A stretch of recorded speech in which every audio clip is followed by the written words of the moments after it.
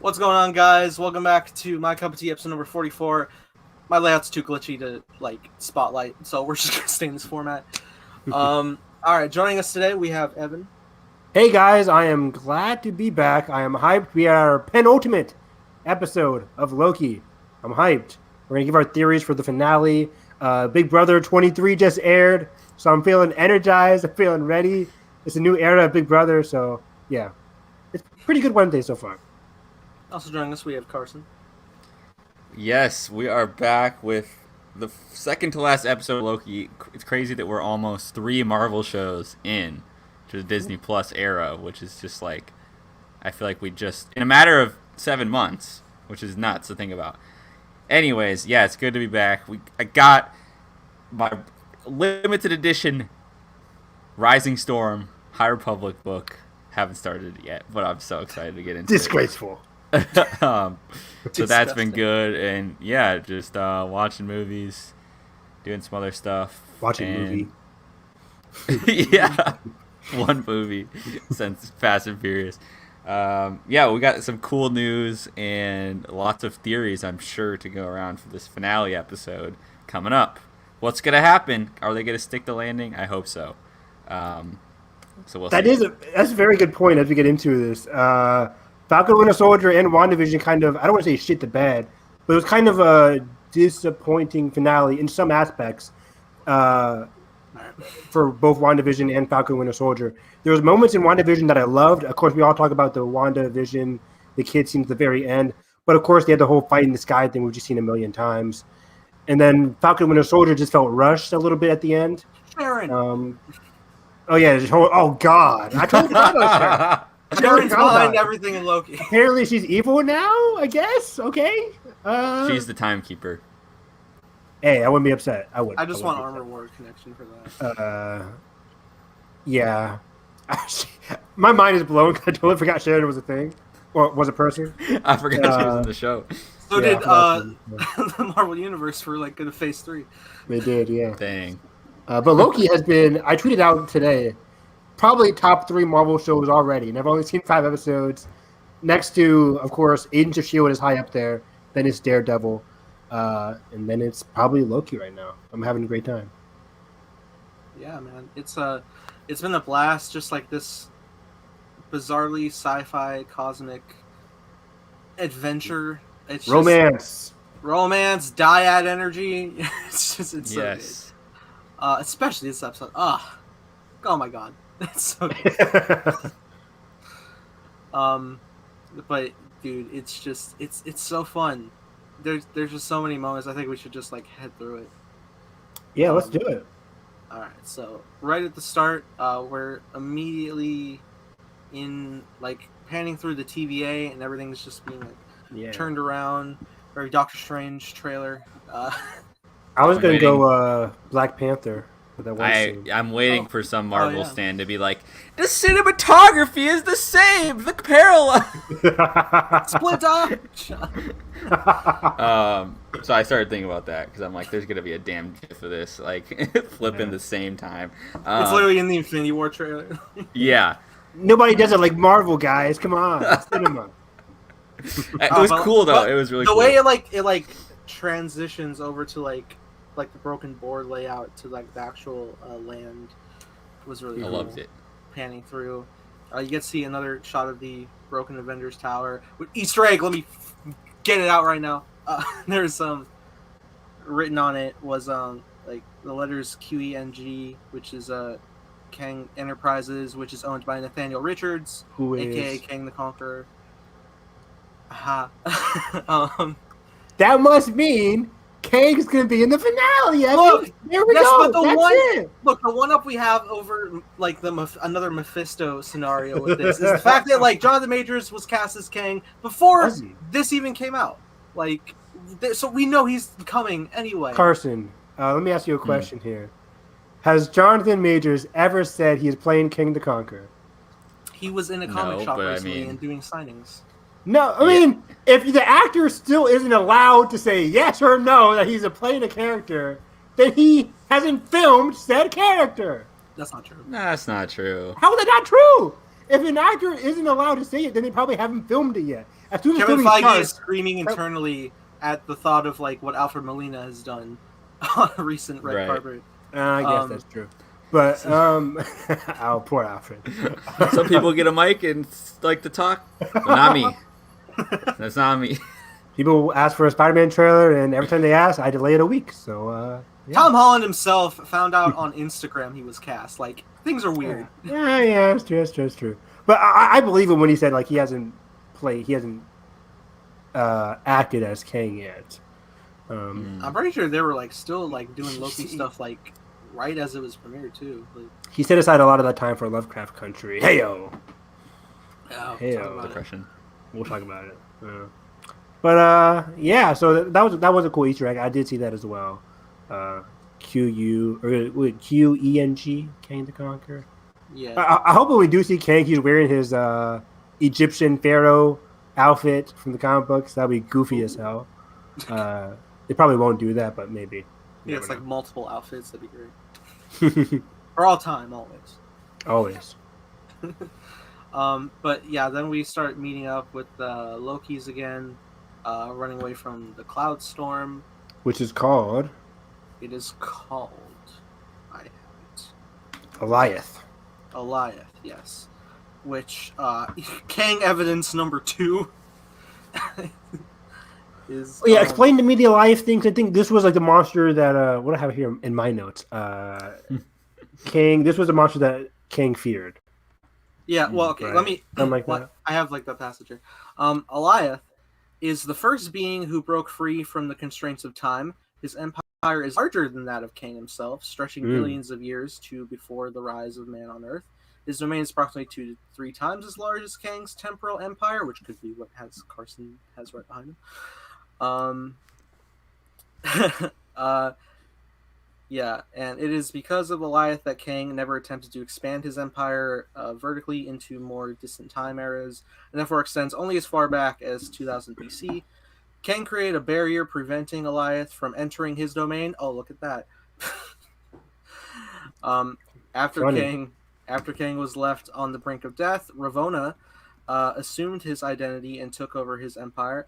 It's also, they have Ravonna tagged as Ravonna the Terminax, and they were saying that Alioth, his first comic appearance was in Avengers Terminatrix, which is interesting. Never heard of it.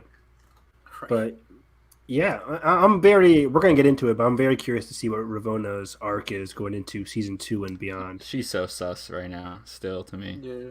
Dude,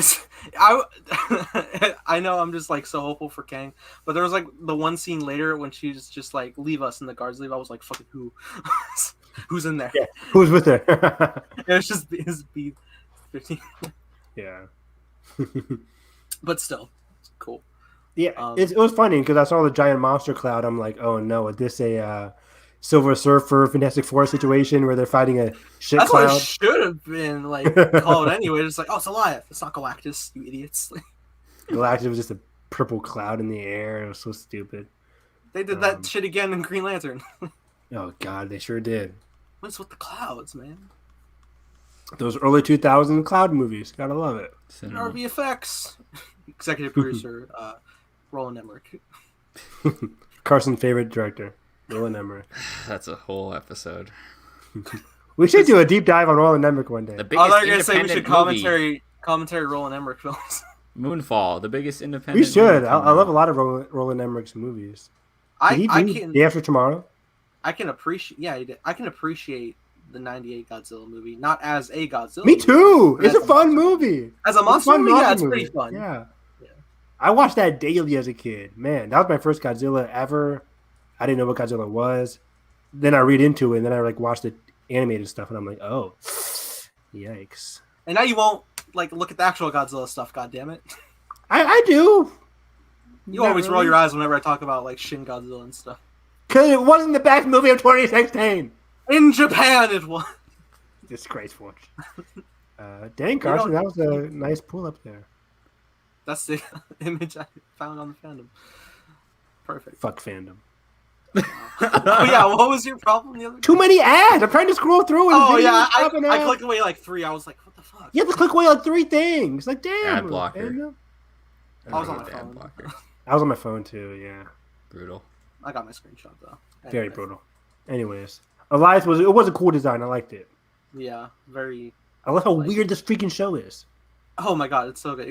I can only imagine what the finale is gonna entail. We'll talk about it. Yeah. We'll But, theorize about it. Ooh. But then we get back with all the Lokis: classic Loki, Kid Loki, Alligator Loki, Traitor Loki. I forgot his actual name. Boastful. Boastful Loki. Yeah. Did you guys have a favorite among these? Is it automatically Richard E. Grant, classic Loki, Alligator. Yeah. or Alligator? As your Yeah. local Florida man, I must say. No. Yeah, it's Florida Loki. I should call that. Mhm. But no, honestly, Richard E. Grant is great, especially like by the midway point to the end. But I also really like Kid Loki, and I think he'll be a fun addition to the Young Avengers. Yeah, the sneaking in there of the Young Avengers. I did not expect this. 3 shows in a row to get Young Avengers. Soon to be 4 in a row with Miss Marvel coming in and Hawkeye coming in 5 in a row. Shit. That's gonna be crazy. I was also surprised. Oh, hey, Emma's here. Emma. Oh. Richard, of course. Yeah, Richard E. Grant's the best. Pretty great. Oh yeah, I was also surprised to find out when I was like googling stuff that like this episode is called Journey into Mystery, and that's actually a title of a Loki comic run as well. Oh, Of course it is. Which heavily features Kid Loki, and it's interesting because they even address in this episode that like this is like his kingdom. Interesting. Yeah, I like Kid Loki. I think he'll be an interesting vibe if we ever get Young Avengers. He had an interesting backstory, too. He killed Thor. Killed Thor. That's crazy. That's As a kid, man, that's dark. right. Yeah, It's just- that's definitely not part of the original timeline. no. Thor told us another story though about how he got stabbed. But... yeah, so like they are headed back to their bunker. All these Lokis are so weird. It's so funny. I really want to just like deep dive. What is the Nexus event of Alligator Loki? Like, why? He ate the wrong neighbor or ate the cat of the wrong neighbor. What did he say? Yeah, something like that. Something Something like like that. Yeah, I'm like, What okay. makes him a Loki, man?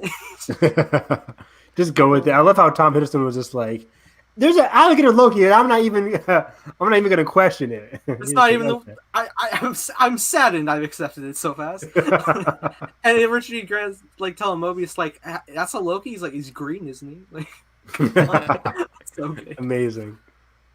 But- This is also when we go over to Sylvie and Ravonna at this point, right? Yeah, Carson got the perfect pull up. Oh yeah, right there. Yeah, speaking of another sus little character. I'll be honest, man. Everyone's just like, oh, fucking Miss Minutes, because the whole TVA is like fucked up. But I'm honestly, I feel like Miss Minutes just following orders as well. Oh my god. She's like, oh, still loading, still no. Yeah, because she knows. Get like, outta she's here. working for the fucking Ravonna. She knows. Ravonna. But I think, I'd rather think Miss Minutes was a villain than King of the Conqueror. Oh my god.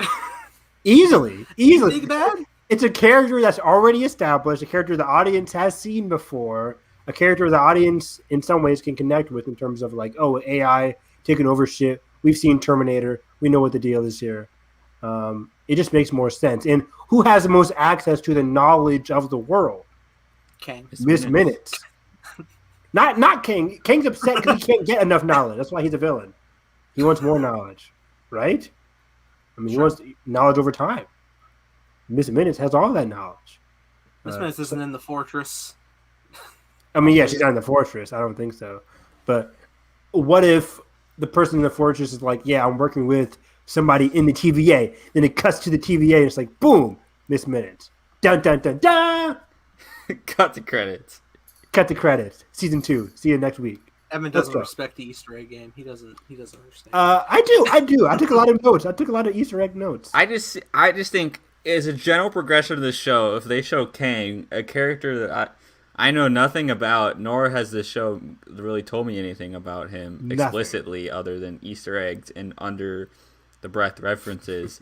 this some guy turns around and plays ominous music like, "Oh, I seek the knowledge." Like, it doesn't do anything for me. Like, I don't know. So Yet we have the future. Right. There's a season It's a 2. TV show. Exactly. There's a season 2. Exactly. There's an Ant-Man movie. He's coming. He's a big bad. He's not going to be a one-off. No, But that's Sylvie's so like, disappointing to the TV show. this whole episode, Sylvie's like, all that matters is finding out who's behind the curtain. They're setting this thing up Yeah. to be this thing, and I just am worried that it's just gonna be. That's why I was worried for the WandaVision. It was like, I don't want the main villain of WandaVision to be somebody that, we'll see you in Doctor Strange too. It's like, no. Yeah, no. It's a TV show, a single season. I want it to have a good end closing or opening and a good And closing. season That's 2 can it. evolve on its own thing. On its own What are we- thing. That's how But shows what are we do getting? it. What are we getting from Miss Minutes as a villain? We don't know yet, but at least it's somebody that we can see. It's AI taking over. It's stuff that we've seen in TV before, at least. Like, She got there 2 was minutes of screen evidence. time for this 6-hour series. She was in the first episode. She had a very important point in the first episode explaining everything, even though it could be a lie. Episode 2, Loki swatting it away. And then episode 5, we see it. Like, it's been in more episodes than Kang. That's all we're saying. So, and even then, I think the main villain is going to be just another Loki anyways. I think another Loki, Miss Minutes, and at the very bottom beneath my foot would be It's Kang. Kang the Conqueror. Yeah, I have to agree. He didn't step foot on this Loki set at all. Oh, Emma wants to ask about the quantum realm theory in the TVA. It's pretty The- solid. That the TVA. From. What do you guys think about the theory the TVA is stuck in the quantum realm? Well, I don't think they're stuck, but they are more accessible. They are very I think they're using quantum energy. I don't know if they're in the quantum realm. If that makes sense. 'Cause I think quantum energy has to do with time. Remember, fucking his wife and Ant-Man said time works differently here in the quantum realm. So that's got people thinking. And quantum realm, of course, the same color as when you prune somebody, it's like that bright orangish color. Like, Those very Doctor Strange. So I mean, I don't know. yeah, I mean, I don't think they're in the quantum realm. I do believe they're in the time stream somewhere. I do believe that at least, even I in think they're the just really outside of or outside of time. Yeah, It really is a cosmic source of power. I think especially to a magical degree, because I still feel like with the timekeepers and stuff that they're using runes that was introduced in WandaVision. That's how all magic is nullified. So I think it's a combination of all these different things we've been introduced with. Yeah, Of time, but cosmic, and magic powers. But I don't think if Ant-Man went to the quantum realm and strolled for a couple hours, he would walk up on top of the TVA city. I don't think that's I don't think they're in there exactly. Great question, Emma. See you next week. Did I spoil that? My bad. I don't think it's. I think it's synonymous now. Every Marvel finale. So that'll be fun. Every Harry Potter reference we bring in Emma. Harry Potter commentaries. We'll do them. Yeah, everybody watch our 3+ hour Harry Potter. 4 hour almost. 4 hours? I think it's close. I haven't watched it back, but yeah. Emma talks about her favorite movie, Half-Blood Prince. Yeah. I know the actual story on that. But yeah, where were we with Loki? Oh yeah, so Sylvie's talking to Ravonna. I thought Ravonna's gonna be a lot more revealing. I thought we were gonna have a more of a one-on-one talk with Ravonna and Sylvie, and we kind of didn't. It was more so Ravonna just lying to Sylvie the entire time. Yeah. Even though I did get the thought in terms of what is Ravonna really thinking. 'Cause I think Ravonna is a very fascinating character. It's a character I love to hate, but Kukum Bhakti Raj is so good at the character, it's hard to hate her. Mm-hmm. I do think she doesn't know what's going on, but I think she wants to know who's in charge, but doesn't want to kill them. I feel like she still wants to keep the TVA preserved, to give purpose, to give order. You're right. Peace and security. Yeah, she wants to find out who it is. She'll find out it's Kang, develop a relationship. Perfect. Comics. Yeah, she likes her position in power. But yeah, I'm not wrong, Evan. You're not at all. But I don't think it's a power thing, Carson. I don't know. For me, I don't think it's I want complete power. I feel like she just wants order. She just wants the same. She wants to Yeah, I clock don't think in, she wants do her change, same like- thing. Yeah, she doesn't want change. So she wants to figure out who it is, get that information, but then keep shit the same because she doesn't want things to get crazy. Like if Sylvie succeeds and Loki succeeds in killing the TVA, then what do they do? But I think that's why I'm so excited for next week because now Mobius is going back and she's going to have that relationship with Mobius, and they're going to talk back and forth and be like, there is something beyond just killing variants for a living. We can have a new. And she purpose. knew that people like maybe she still has her memories, like. Which would be Oh, interesting. I didn't even think about that. Yeah, she has to have some kind of. Yeah, I think she does know her memories, but she's also just doesn't talk about them. Yeah, that's what I'm kind of leaning into. But man, it's so fascinating. Yeah. Yeah. So we have that, and then was this also in the same scene where Sylvie sacrificed herself, or did they skip over again? No, yeah, it was. Well, I think they cut away after she hands her the temp pad, and then we get back with the Lokis heading back to the bunker. Oh wait. So Ravonna is the one that hands Sylvie the temp pad. No, Sylvie hands Ravonna. Oh yeah, okay, yeah. Sylvie hands Ravonna the temp pad. Because I was wondering, how did they get that temp pad at the end of the episode again? Did Mobius just have it the entire time? I think Mobius had his, or he had hers at least, and then that's how they left the world. Okay, cool. Yeah, I was slightly confused. I didn't rewatch the episode, and I was like, how did they get the temp pad again? I thought they didn't have one, but then Mobius. Okay. Yeah. So yeah, but yeah, I didn't expect Sylvie just to out herself like that. She was just gone. I love the guard's reaction. She just self-pruned. They're like, okay, cool. All right, yeah, we're done here. It was a funny reaction. They're like, she willingly. Ravonna? What? That's what Emma's saying. Sylvie actually stole it from Ravonna. Did she? Sylvie brings it with her. She steals it from Ravonna. Yeah, in the moment when the guards come in, she takes it and runs behind the thing. I'm pretty sure. Okay, so Sylvie is the one that brings it to Mobius. Then, am I right there, Emma? Does Sylvie bring Mobius to temp pad? It's a small thing. I was just like, how do there is a temp pad, and because they were even like, "Where are you gonna run?" Like, oh yeah, that makes sense. Okay. My bad. I forgot because I think last episode I guess Mobius got his taken away. Yeah. Emma's the one who takes all the notes. Yeah. Emma, we'll give you the link. You guys, you can just come on in right now. Just kidding. So yeah, that was interesting. I loved it. Just spot a couple more Easter eggs, like as we were heading to the bunker. Thanos copter. It's pretty amazing. That was crazy. They actually had a Thanos copter. My brother was like, a copter with Thanos on? I'm like, comic books. It actually happened. I think that was in the Spider-Man issue. Was it? Yeah, I'm not sure what issue it was. Spider-Verse connections. No, but also another thing I saw, there was a giant yellow jacket head. Yeah, I saw the yellow jacket head. I'm like, was that? I didn't know if it was yellow jacket or not. I thought it just looked similar to it. But okay, definitely really cool. And there was a pirate ship. I was like, this Pirates of the Caribbean. And then a UFO too, and I was like, "Where are we?" I thought that was like a Star Trek ship too. I was like, "This Pirates of the Caribbean, is that Star Trek? What's going on here?" I couldn't really tell. Emma's watching Hunter x Hunter. Oh my gosh, Emma! Yes. Hunter x Hunter. If you want to talk Hunter x Hunter, probably the anime I've cried the most watching. Wow. There's a certain arc where I just bust into tears. It's a great show. It's top 3 anime of all time. Top three. Thank you, Emma. Emma's watching the good shit. You guys sicken me. All right. I guess I won't start Big Brother. Oh, sorry, Nathan. All right, I'll check it out.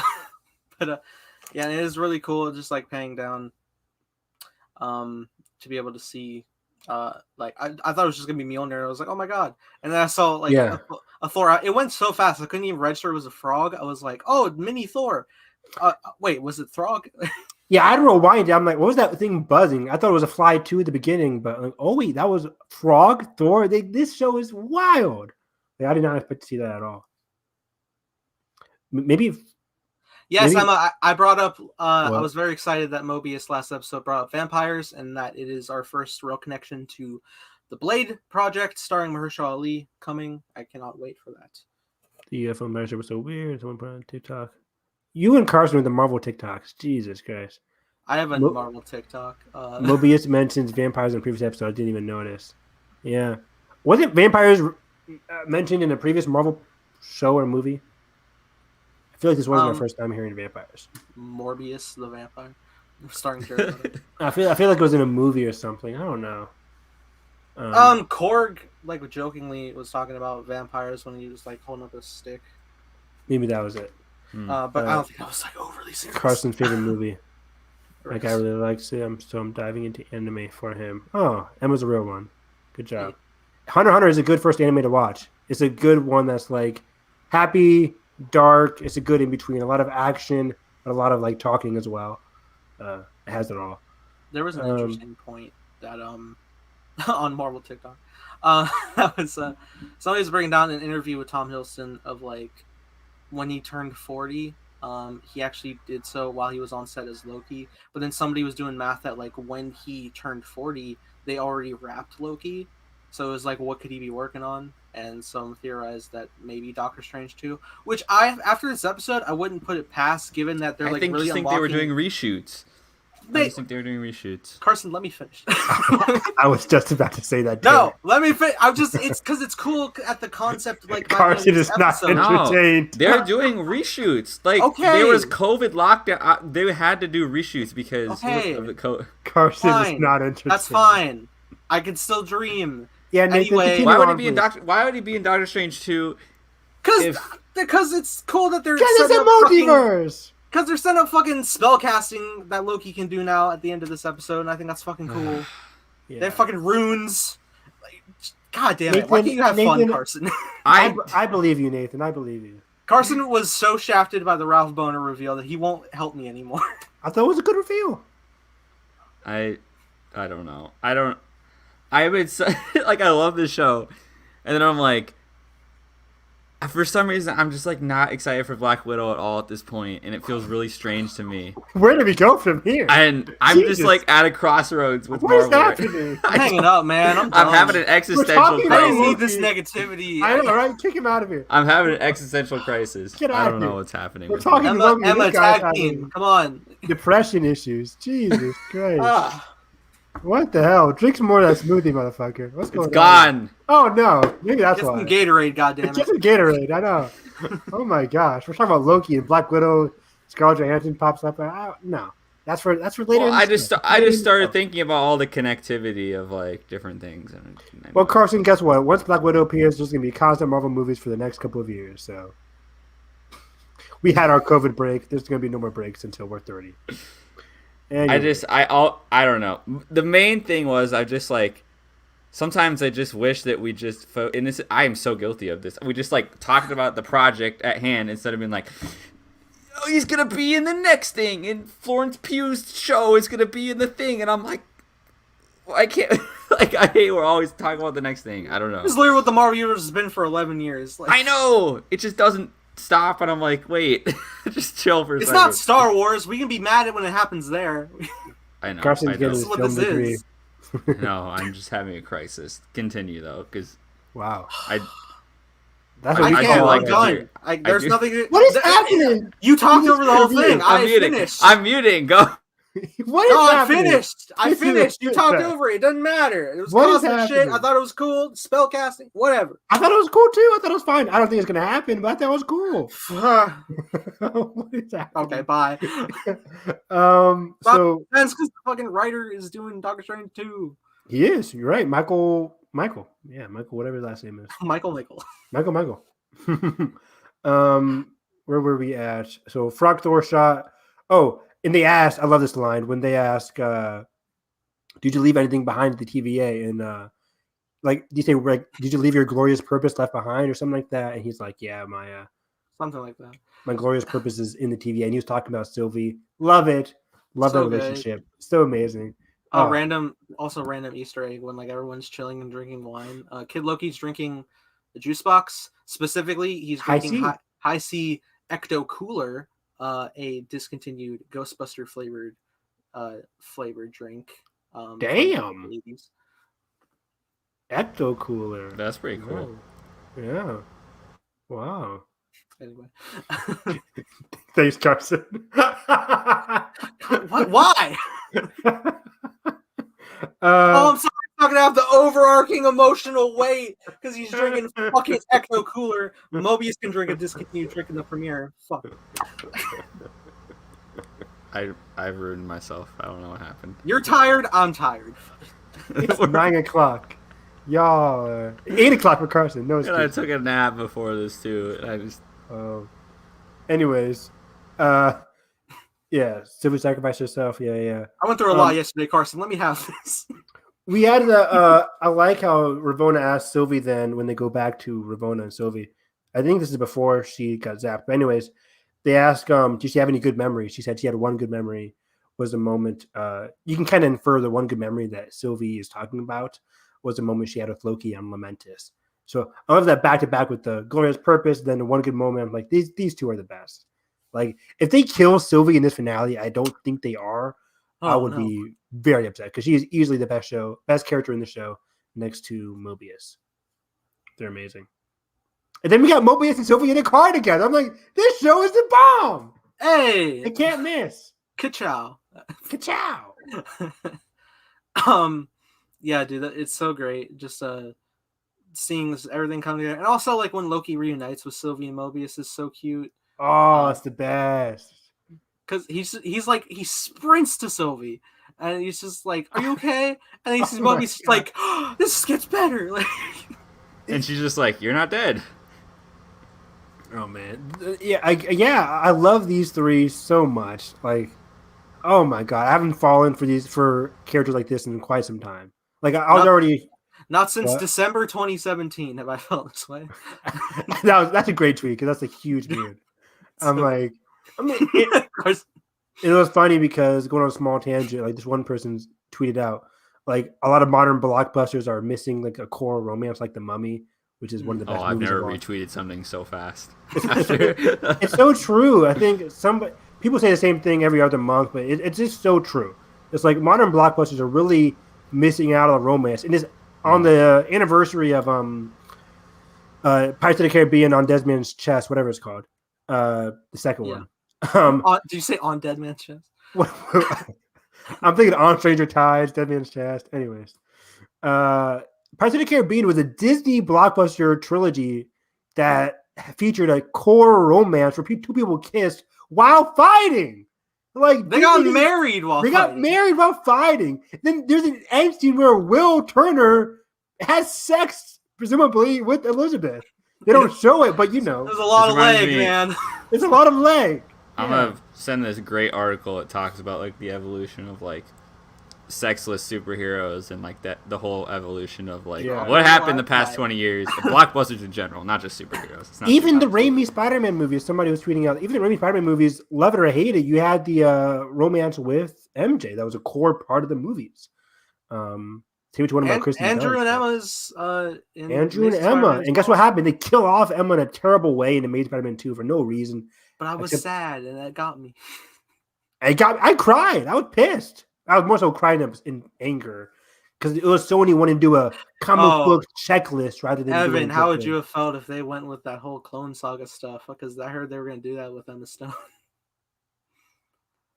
Stupid. They had lost. They had Norman Osborn's frozen head. They had like so much. It's Sony wanting to check off comic book pages rather than actually earning them. Who in the world kills off Emma Stone in your second movie? Imagine they killed off MJ in Spider-Man 2. Granted, I think MJ wasn't the best in that trilogy, but still, it's like it was still a good part of Peter's character. Anyways, I just love Sylvie and Loki's relationship in this TV show. It's one of the most surprising things I've seen Marvel done in years. It is an earned relationship. They have fantastic chemistry. Sophia DiMartino is amazing. She should be cast in tons of movies after this. I absolutely love her. Absolutely. Yes. Justice for romance female storylines. Preach, Emma. We'll talk about it next week. We should have a whole segment about it next week. Where's more female gaze movies? That's why Last Jedi fucking rocks. That's why it's the best. Knives Out. I'm spitting all Ryan Johnson movies. This is Ryan. Yeah, we need more female gaze movies. The Mummy really was ahead of its time. in 1999. Even the fucking prequel trilogy, come on, was good. Anakin and Padme. Attack of the Clones really just. Oh man, I love me some Attack of the Clones. I cannot wait to watch that with you guys. Oh, you know what? Carson, did you just link the article? Oh, I gotta pop up for the link. I usually don't see that, but there we go. I will watch that after this. I'll call him Frozen. But hey, Carson, go ahead and actually. You're not frozen. You're good. Well, my voice isn't, but I'm frozen on my end. But Carson, go ahead and put that in the live chat too, just for viewership to see. I am on it. Okay. Cool. But yeah. So I think this one they have the whole meeting downstairs, like going off between like why were each of the Loki's variants or whatever. We got boastful Loki talking about some BS about how he defeated the Avengers. They all really quickly call him out on it, which was really funny. And going back, I like classic Loki's whole discussion here. This is why you get Richard E. Grant for scenes like this, where Richard E. Grant is really talking about his classic Loki and how he tricked Thanos on that ship. It's kind of funny because it was kind of an out that a lot of Loki fans called for when they saw Avengers Infinity War. They were like, Loki's smarter than this. Russos hate Loki. You know, that BS. They're like, why didn't he just trick Loki? And classic Loki is kind of saying that. Like, he tricked Thanos into thinking he was a illusion, which kind of sows the seeds for later in the episode because the classic Loki's really strong with magic and illusions. Yeah. And then he lived a life in seclusion. Then he say he like just went to a faraway planet, I think. I don't know if he said he went to the edges of time itself, but he just like went away. No, he was living in isolation. And then he came back out just because he missed Thor. Because he missed Thor and he's lonely. And Loki's biggest fear, we saw this with Tom Hiddleston's Loki, or this Loki variant, every Loki in general, their fear is being alone. We saw that last week with the whole Sif storyline part. His whole relationship with Sylvie is all about him not wanting to be alone anymore, which is just beautiful. This whole thematic meaning for Lokis and their reasons for living is just amazing. And yeah, I thought it was a very emotional scene from Richard E. Grant. Absolutely. Bummer when we lose him later.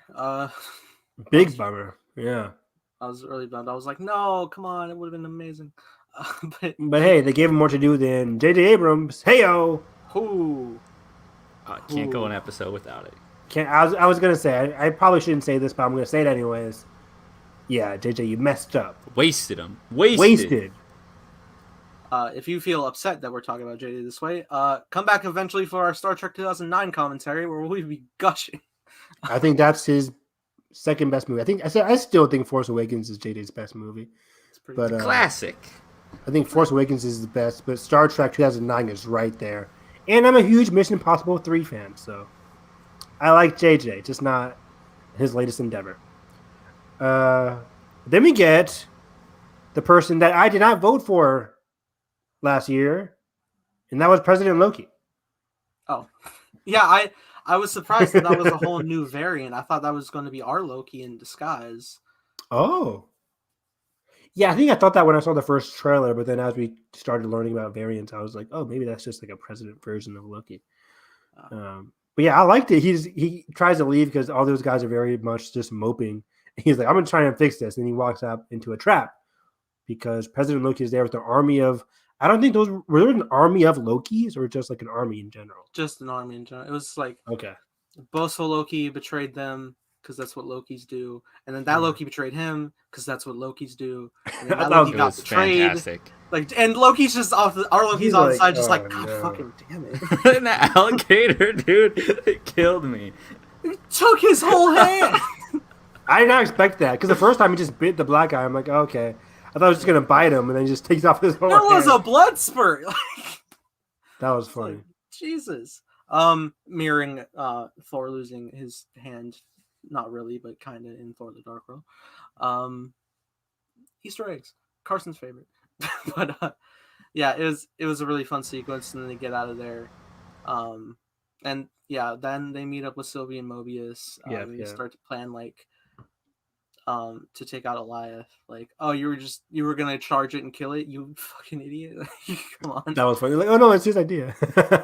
But hey, that was also a cool sequence when Sylvie like first got there running away. Like, I wasn't sure what was happening at first. I was like, what is this power she's doing? Me too. I was like, this is a new power? I was like, what's going on here? Foresight, what's happening? Like, oh no, she actually, because it's such a like a it's a gas essence. Like, she's just like locked onto she enchanted it and saw like a pathway to somewhere. It's like, oh, okay, this Force is really connection. right. Pulling the Nezra Bridger right now. So hope you know, see him again. making that plan by the end was really cool, and I like that. Like, both Loki and Sylvie needed to like work together, dyad shit, to like actually pull it off. Pure dyad energy coming from this entire relationship. I'm like, these guys have to have been following the sequel trilogy. Come on, Michael, you're not. Don't try and hide it. We got our throne room, and now that's what the fucking Exegol fight. Throne room, dyad energy. Where they're like, no, this is your power too. I'm like, oh, come on. Yeah, so beautiful, so beautiful. Anyway, remember my rewrite when I had both Ben and Ray like lock blades together? Yeah, that was nice. It made me think of that, and made me think of the purple. Purple, yeah. The fact that they didn't have that simple, just two people blocking together. It's like that's 101. Anyways, Ben's back. Stop! Oh, Jesus, Ben. Banish. I appreciate You're going to it, the but void. God damn it. Ben Bartos, come back here in like 10 to 15 minutes when we finish up Loki. Or just mute us and keep us there. Thanks for the views, though. Leave a like, subscribe, ring the bell. Yes. Oh, thank you, sir. You too, Emma. Ring the bell. She's like, I've had enough of Nathan's shit. Emma has left the chat. Yeah, I literally got in an argument with her over Universal Studio theme park rides, which I'm not been on, but I was like, surely the Jurassic World ride is worth it. I don't think I've been on it. It's supposed to be good. I think I went on a Jurassic Park ride, but I don't know if it's new. There's a lot of water involved, if that is the same one. Oh, Emma, thanks. Tom says that it's worth it. Those memes, Emma I don't know why rocked. the memes just decided to sprout up, but this has been so good. I've never been not upset at a meme before like I have with the Dom memes. I love every single one of them. They're great. They're so good. I want somebody to do one of this Loki episode with Mobius driving up, but it's Dom. Oh man, that would be great. So yeah, Mobius and Mobius gets rescued. We talked about that. So yeah, then we get this whole scene where like Mobius is talking with the other Lokis. What? That's Emma. No. Dang, yeah, she's not like. Hey Emma, the Jurassic Park ride that you're talking about, is that the one where they spray water on you at the very end? Like you get drenched? Like with the dinosaur like coming down before like the drop. Yeah. She said that like, one, right? Yeah, she said it's just like it's super slow and there's like barely any dinosaurs. It's slow as heck, and they just dunk water on you for 5 minutes. It's terrible. That's the one. Damn, all right. Shit. Like Universal is all about how can we spray these motherfuckers in the easiest Isn't there way a new possible. Jurassic World ride, or am I crazy? There may There be. is. I They're went, like, making. 3 years They're also ago. making another like Velocicoaster, a separate ride. Okay, yeah. Emma's like, yeah, it's the old one, not the new roller coaster. That's supposed to be good. Yeah, the old one. Because I went on it when I was a kid, then I went on it a couple years ago. All right, Emma. I haven't been. I'm an optimist. Fuck. You're in Florida, Nathan. You should go every weekend. I can't afford it. No excuse. Orlando's 2.5 hours away. I don't have a car. I have an army. We have family. We have That's a family. so good. Oh man, but yeah. So I loved this whole like quiet moment we get in this episode where we have Mobius talking with classic Loki and with Kid Loki, and this is where I really think the show is sowing seeds for Loki just being the villain in the Citadel next week, because Mobius is like, what's with Loki's always playing the long con? Yeah, he says it like a line. Says Loki's always playing the long con. There's always something going on. Oh yeah, because he's talking to the alligator. He was like, is that really Loki? 'Cause what if he's just tricking you guys, playing the long con? And I'm like, the long con could That would be the most Loki thing. the Loki being in the Citadel in charge of the TVA or something along those lines. Of course, people showed images of like the Loki that we haven't seen yet, like a Loki in a throne room. That could be in the Citadel. That could be in the flashback. I just feel like know. it's odd that they would like market that and then also build up this mystery all season, and people can reference that at any point. I don't think that would be the reveal. I agree. I think it's going to be like, yes, I am 50% of the equation. I am in charge of this, but also there's somebody in the TVA that's working with you. That's why we have a storyline set for next week in the TVA. A variant Loki with Mobius, B-15, Hunter B-15, and Ravonna are all going to be in the TVA. What's going to be happening with them? Oh, yeah, they're going to be figuring out that Miss Minutes is in charge of it all. Dun, dun, dun, dun.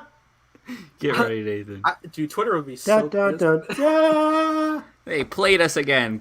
They Fire people, Kevin Feige. This I bamboozler. think people will be more pissed at a Kang thing than Miss Minutes. That's my hot take. They wouldn't. I've been seeing all over my timeline. It's got to be Kang, right? If it's not Kang, I'll be fucking upset. Like, from 90% of people who haven't read a single Kang comic book in their lives. See, it's got to be Kang. I also addressed in my reaction this morning that, like, if it isn't Kang, whatever it's going to turn out, I will be content because their writing is so good. Like, I trust what they're going to do. Me too. I'm fully agree. I'm fully in agreement with it. I haven't been disappointed in a single episode so far. Yeah, me either. I'm ready for whatever it is. Yeah, hit me. But it also just makes it more thematic if it's the main villain is of course Loki. Like the show is called Loki. It's an evil Thor variant. Oh shit. That would be so insane if it was Chris Hemsworth. Oh my god. Oh my god. I would like that a lot. That'd be funny as hell. But yeah, then of course we get the really romantic scene between Sylvie and Loki, which I thought they were going to kiss. God damn, I really think they're not going to kiss in this series. I don't think they're going to do it. But they shared the blankets. God damn. I want them to, Carson, so badly, but I just don't think they're going to go all the way with it. I really want to be wrong. Emma, do you think Loki and Sylvie are going to kiss next week? Please tell me your thoughts in the comments below. If they don't, they got it. Because I think I really want them to. I don't think they're going to go all the way. Even though all the comments and stuff from the producers and writers, they recognize romance. They've talked about the romance. I don't want it to just be a blanket hoarding thing, which I thought was very cute, or a hand hoarding thing, which I thought was very cute. I sent in chat the GIF I sent earlier because it's just I think it's my favorite like actual moment of the episode. They're so goddamn adorable. Oh yeah, that's a great scene. Oh my gosh. Oh my god. So great. So great. They got a kiss. Come on. Oh, Emma hopes it's not a Loki. I didn't see that comment. Well, Emma, prepare to be wrong. Ouch. Just like you were wrong about the Half-Blood Prince. Yeah, I said it. There is no like I was kidding. I'm kidding, Emma. Goodwill on any side. Like we've all like burned bridges with each other. Evan's tired of my fucking Spider-Verse. Carson's tired of the theories. I love in the beginning, I'm like, oh, we got some great theories this episode. 30 minutes into the episode, oh, I'm tired. The fucking Gatorade war of 2021, like... There shouldn't even be a war. Gatorade is disgusting. It's terrible. It's not. It's good. Nice cold orange Gatorade. Yeah, amazing. Nice cold lemonade. Amazing. That's good, too. They can coexist, damn it. Where's my electrolytes, Evan? Fuck the electrolytes. My fucking non-athletic ass drinking electrolytes I don't need. Fuck the space, Bob. What? That's from Marriage Story.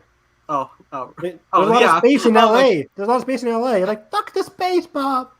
Am I paying for this joke? I love Marriage Story. Anyways, I need the Criterion. Where are we? It's so good. I literally forgot. Final battle, I'd say. Yeah.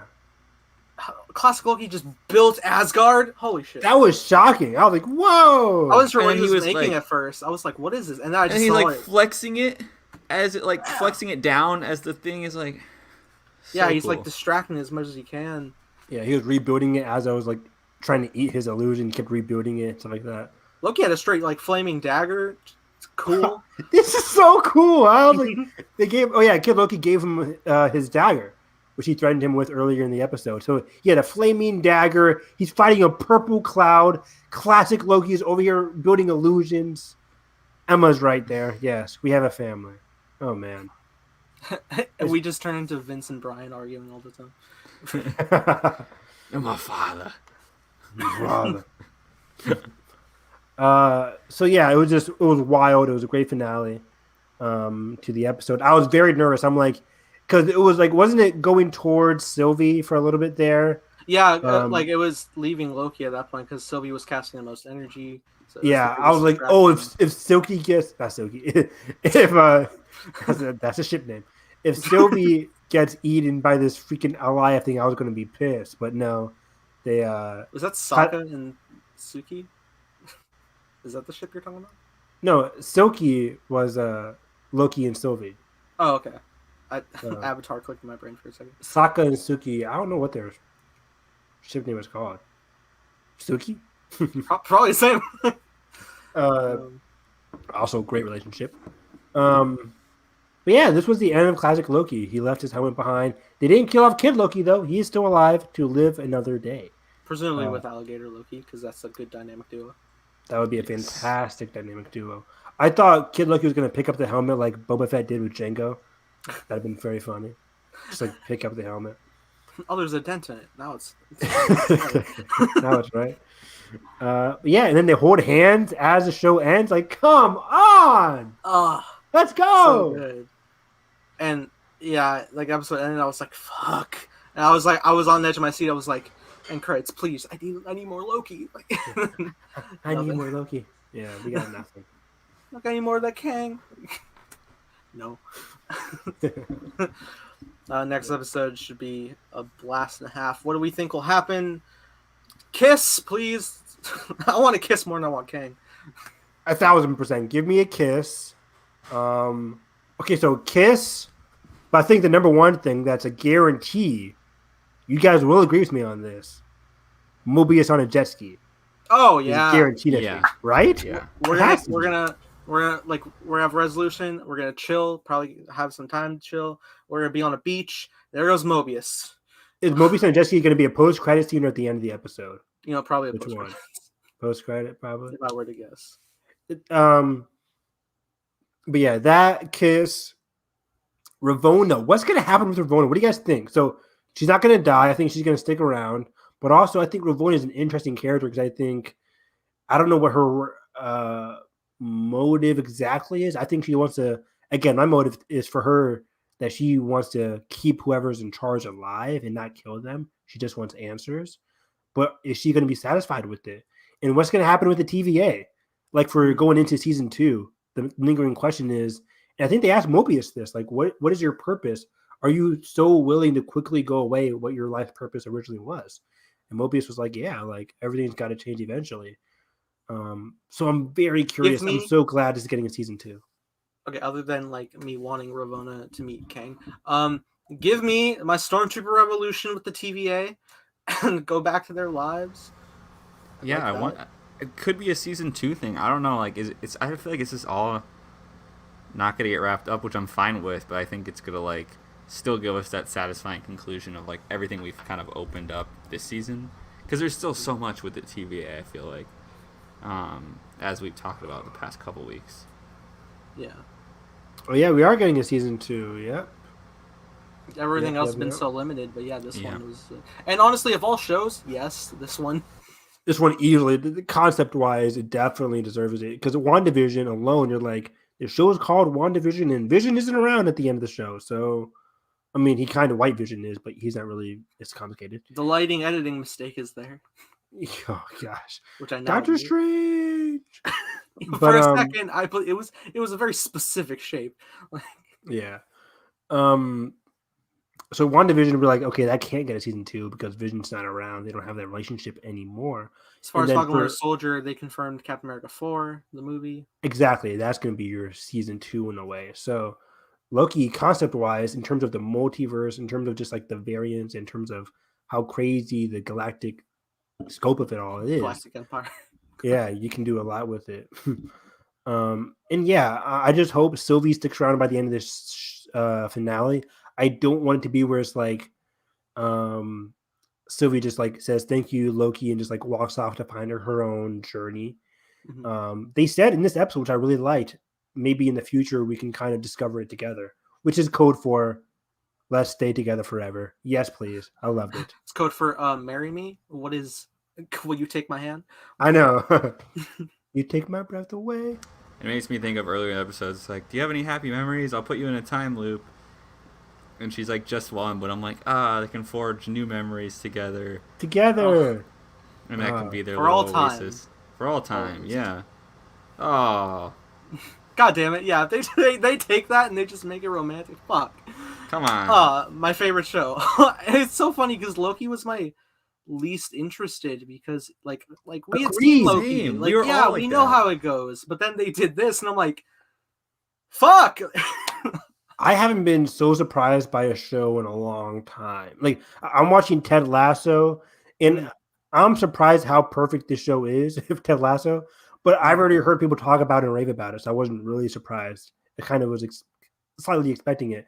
But Loki, yeah, I was like, I'm most excited for Falcon and Winter Soldier, and right now, Falcon and Winter Soldier is the bottom compared to WandaVision and Loki. I still liked Falcon and Winter Soldier a lot. I gave it like an 8 out of 10. But I think WandaVision and Loki were just more ballsier and more riskier in terms of their concept. Like one, the whole show is cemented by a woman having a relationship with a robot, which is freaking awesome. And then in this one, he's having a relationship with a variant of himself, which is also fucking awesome. It's like Marvel is taking a lot of risks with these TV shows, and it's exactly what I want heading into Phase 4. So very excited. But yeah, I just hope a lot of these characters stay alive into season 2. I hope Sylvie remains a series regular. Mobius get that jet ski. I want that kiss. I'm trying to think what else. Yeah, and I hope they just nail this ending. Yeah, like we talked about the finale in general. There were certain moments we liked from each one. I love the speech in Falcon and Winter Soldier, but there was just certain moments that just dinged it down a little bit for me. So I hope this one could just be as perfect as the rest of these 5 episodes were. Absolutely. That is my tea. And okay, so fascinating on my end. After watching the progression of this Loki and just seeing just like the different things we can do, I am now open to Loki returning in Thor: Love and Thunder. It's funny. Oh, now you're not. God damn it! As Nathan says it, I don't think it's gonna happen anymore.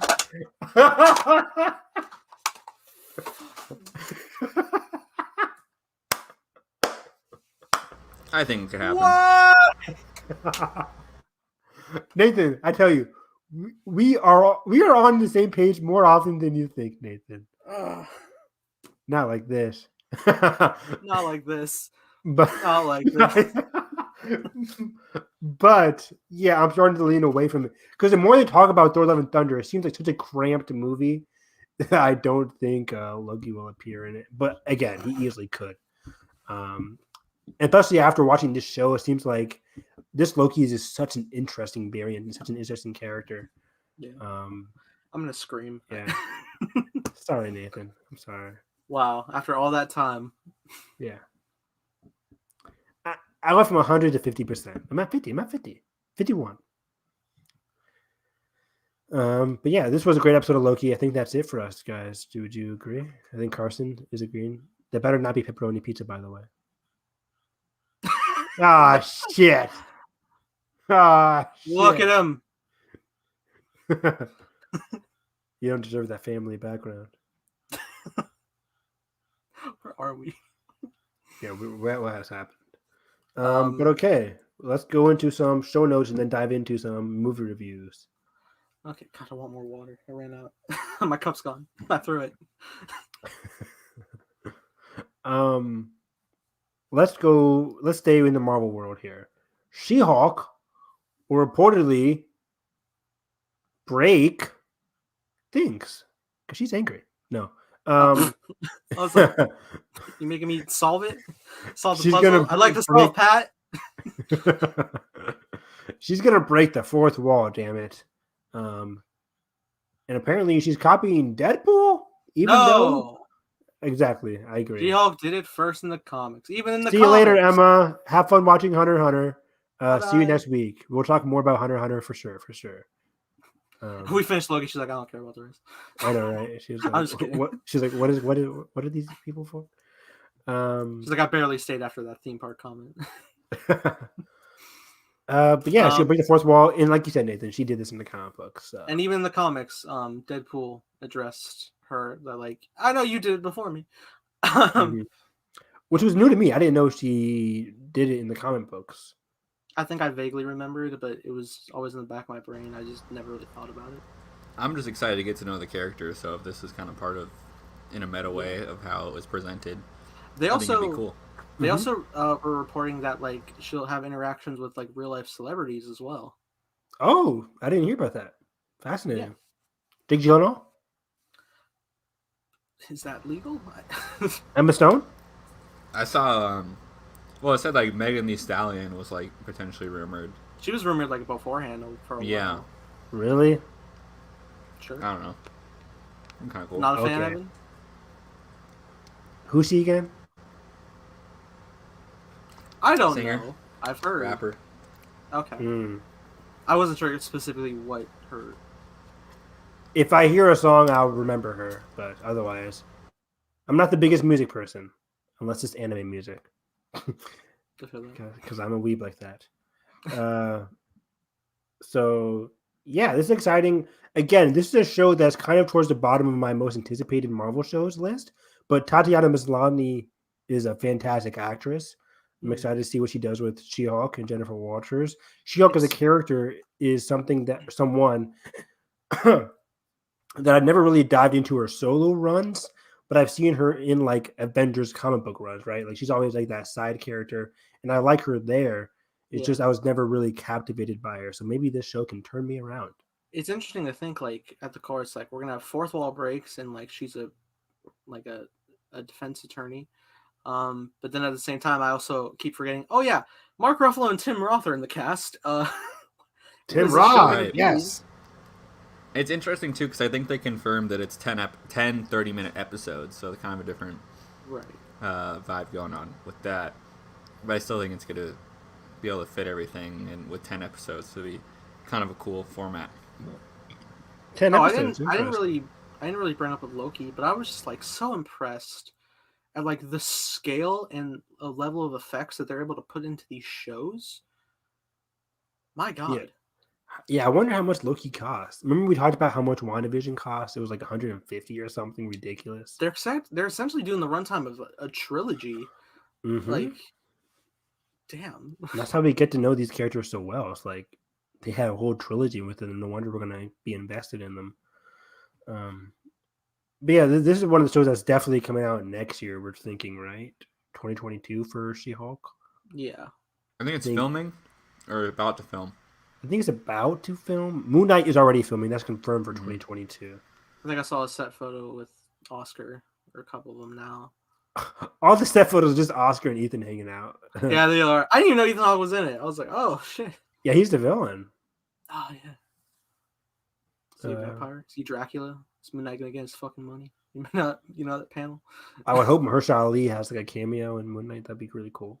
That'd be cool. A lot of people want to do like the Marvel Knights type crossover with which would be like Doctor Strange, Blade, Ghost Rider, Punisher, Moon Knight. Bring back Gabriel Luna as Ghost Rider. He's perfect casting. God damn it. So good. God damn it. As soon as he's done with Last of Us, bring him over. Yeah. We got that set photo. He's playing Tommy. Did we talk about that set photo? Yeah, let's talk about that. Yeah, so Last of Us filming. I think we talked about that last week where you're like, did we? Joel doesn't have a daughter. Did. Yeah, Joel doesn't have a daughter. We talked about that picture. But it is going to be 10 episodes. They Craig, whatever his last name is, confirmed that. Thank you. He said that between chewing. That was really nice. Clever. Craig Mazin. It's going to be 10 episodes, which is great. 10 episodes, HBO. Again, I think this first episode is going to be all prologue, all first episode prologue. A lot of people think the 10th episode might end. Spoiler for Carson, when Ellie takes over the game in the first game. But I think the first season is just going to be the first game. Yeah. I don't know if it's going to be. I think It's with 10-hour-long episodes, you'll be surprised how much you can cover in Last of Us. I feel like Last of Us 1 can be a full season. I feel like with how big Last of Us 2 was, that can be 2 seasons.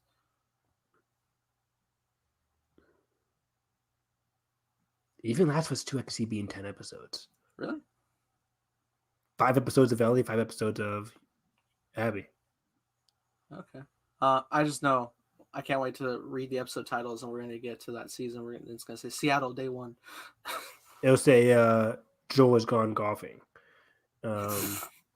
Too soon. But yeah, this Last of Us series is probably my most anticipated TV series. I don't want to say something too highly like that, like hyperbole like that, unless I'm for sure. But I think it is. I think Last of Us TV series might be my most anticipated series for the future in general, next to whatever Avatar Studios is working on. Oh, yeah. So that has me hyped. The poor young girl that was cast as the daughter. I feel so bad for her. Nico something. That's going to be brutal. Yeah. Brutal. And Evan, you're so right. They're totally going to build like 45 minutes up to it. We're going to get extended like prologue bits. Extended prologue. Of them like bonding and everything. They might even show Joel's wife or Joel's girlfriend. Honestly, they could, yeah. Was it a wife or girlfriend? I feel like it's such a bad fan. I think it's a wife. I think they were married. Maybe not. Regardless, yeah. We're going to see a lot of... I think we're going to get some bonding time with Joel and his brother Tommy, too, in the first episode as well. Yeah. Because in the first game, you see Tommy as you're escaping, and that's kind of it until you go to the dam. So, man, I'm so excited. Oh, my God. It's just like, it's my favorite game of all time. I'm so excited for the wider public to know it. Because I talk about it to my parents all the time. Evan, is this how you feel when you read manga and then you watch the anime? Is this how it feels? All the time. As I'm watching Attack on Titan, I'm like, you guys aren't ready for the final season of Attack on Titan. This shit's going to break the internet. Oh, my God. Same thing for Demon Slayer. People aren't ready for Demon Slayer. Shit. But I mean, just Mugen Train alone, you were just like, oh, yeah, that arc made me cry. Fuck. Yeah. Oh, my God. Yeah. Mugen Train was deep. But I hate being that person who's just like, I read the manga, so you just can't be prepared for what's going to happen next. I usually try to like tone it down, my excitement. But yeah, Last of Us, Demon Slayer, stuff like that. I'm just like, people aren't ready. It's going to be action-packed. It just gets better from here on in. HBO can't miss. We also got House of Dragon, got some new casting. I didn't put it in my show notes, but just since we're talking about HBO. I don't watch it. House of Dragon, you will. Jesus, Batman? Batfleck? Bat? I don't fucking know. Yeah, I haven't watched Game of Thrones. House of Dragon casted 2 younger versions of both Olivia Cooks. Thank you. Ooh, that was bad. Was it Coleman? All right. I was going to say Olivia Colman. I'm like, it's not Olivia Colman. It's Olivia Cook. Olivia Cook and not Daenerys Targaryen, but the main Targaryen in the show and Olivia Cook's character are going to have their younger versions. Teenage counterparts, yeah. Let me go to House of Dragon right now, actually. House of Dragon. Yeah, it's going to be interesting because the show has already taken so far in the past, so it's going to be cool to like see all these different little slices of what's happening. Exactly. But someone said that, I think it was you and Edgar actually talking in a thread of like, will it like start like this or will it just be flashback? I think probably primarily flashbacks. I don't think it will be like start with like exclusively the young cast. I don't know. It could for like a prologue, but I'm thinking primarily flashbacks as well. I haven't read the source material, but I watched like a shit ton of House of Dragon videos on YouTube. Yeah. So I feel like I'm pretty well versed. No. I'm still gonna read the book. Motherfuckers. I'm still gonna read the book as well, but via what I've learned about the House of the Dragon, most of it does take place in their adult years. It's just that, hey, these people that are now enemies used to be best friends when they were young. So it's important to showcase, hey guys, they weren't always at each other's throats when they were kids. They used to be friends in court. So yeah, young Alicent Hightower, played by Emily Carey, and young Princess Rhaenyra Targaryen, played by that's what it was. Starts with an R. Millie Alcock. Because isn't it? What's her name? Rhaenyra Targaryen. Rhaenyra, and then isn't there a Ragnar or someone else? I can't remember. It starts with Rhaegar. I think. Rhaegar. That's Rhaegar right. Targaryen. From Vikings. But yeah, Rhaenyra Targaryen. I'm probably gonna butcher this. I think she was the one that was supposed to get the throne because she is the female heir. But I think her father went out with Olivia Cook's character. They have a kid. Olivia Cook wants to help. Maybe I'm butchering it. Either way, they're going to be going at each other's throats for control of the kingdoms. So it's going to be very interesting. So, and yeah, I mean, this isn't even too far in the past. There's a lot of stuff before the House of the Dragon Civil War, the Dance of the Dragons per se. Yeah, like thousands of years. So yeah, this is when the Targaryens are already at Winterfell, already at the continent. So it's going to be exciting. I'm very excited for this show as well. People are always like, Game of Thrones, people don't talk about it on social media anymore. This House of Dragons it's going to be huge. It's going to be massive. I love on the website too. If you go to the House of Dragon website, it's like who's behind the scenes, and they like make it very clear that Benioff and Weiss are just very not involved. Yeah, kind of funny. So that's very exciting. HBO is going to have some great stuff next year. We have Peacemaker in January, Last of Us and House of Dragon coming out. Barry is still on the books. What a slate! Succession in the fall. Oh my god! So, man. So it's very exciting. Very exciting. And on top of actually, Euphoria season 2 next year. Euphoria season 2 next year. Actually, Euphoria season 2 could be as early as this December. I bet it premieres in December and then bleeds into. So those two episodes that came after the first season of Euphoria, they were just specials. Yeah, they're Christmas specials. They're still like canon though. It's just in between when season 1, season 2 happens. I've yet to watch Euphoria. I would really recommend it. Oh, Carson finished a TV show for once. Wow. Leave me alone. Wow. Yeah. He finished a 1-season show. I actually watch it live every week. Oh, wow. Yeah.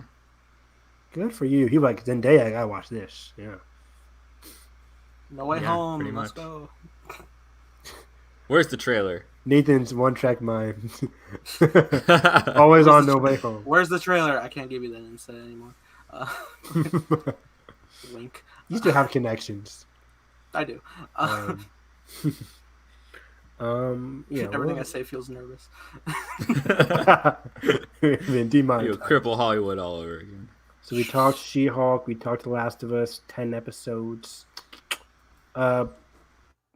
Succession season 3. Do you guys watch Succession? Carson, you watched it, right? Yeah. Carson, you watched it. Yeah. Did he finish? What did you think of the? Yeah, I finished it. Carson, you finished it, right? Season 2. Yeah. I finished now. Okay. How did I finish another show? I'm sorry. And I'm excited because Kathy Ann's directing an episode this season. You retweeted that, and I totally forgot that she was directing an episode. Yeah. Yes. This is a bot. Yeah, this dude was here last time. With the same comment. Block him. Yeah, probably a bot. Yeah. I feel like they're trying to steal our likeness for things. Peace out. Sorry, man. That's too much. Yeah. I don't know how to block people. That's Nathan's show. Do I put in timeout or block? Block. Don't be too nice. Oh, I guess. I'm sorry. If you were genuine. I said I'm sorry, Mama. It was blocked. Oh, it literally says it. Oh, that's amazing. But yeah, this show is phenomenal. Like the music, the cast, the comedy, the movies. It's literally all there, and It's been a while. It's literally like the most like petty but like amazing show ever. And I was getting my mom and dad to finally start watching it because they saw the trailer. They're like, "Should I start watching?" Like, guys, I've been telling you about this for a year now because I started halfway through season 2. It's such an easy binge too. You get invested so quick. Easy binge. I think I started after season 2, so I was a late fan. but this show just sucked me in because I was like, this can be just rich white people arguing. Yeah. So I'm And then good. you get the dad. It's like, I will put you through. I can't remember what he says in this trailer. And then Kendall's assistant is like, oh, he said this. Like, what? Oh, tell my dad that I want him. He's laughing at you, but he's like not in a good way, kind of like in a bad way. Like, oh, What's hey. the sister's name? She's my favorite. oh man, I feel like a horrible we're fan terrible. now. We're terrible fans. It's a It weird starts with an name. S. It starts with an S. Shiv. Yeah. What, Nathan? Sorry. Yeah, random also film updates today. They have it seems like they've completed work on Scream 5. Oh yeah, I just retweeted that. Sweet. It's coming out in January. I have a hot take. February? Yeah. You do? I wasn't the biggest fan of Scream. Which one? The first one. I've only seen the first one. Yeah, same. I saw it recently. I saw it like within last year or 2 years ago. I think it was last year I saw it for the first time during quarantine. And I'm like, you know what? Let me start Scream. I'm trying to get into more horror movies. I thought it was okay. I thought it was good. For some reason, it just didn't hook me. It's not the kind of horror movies that I like. But Matthew Lillard. Matthew Lillard was Yeah, Matthew fantastic. Lillard, yeah. He was amazing.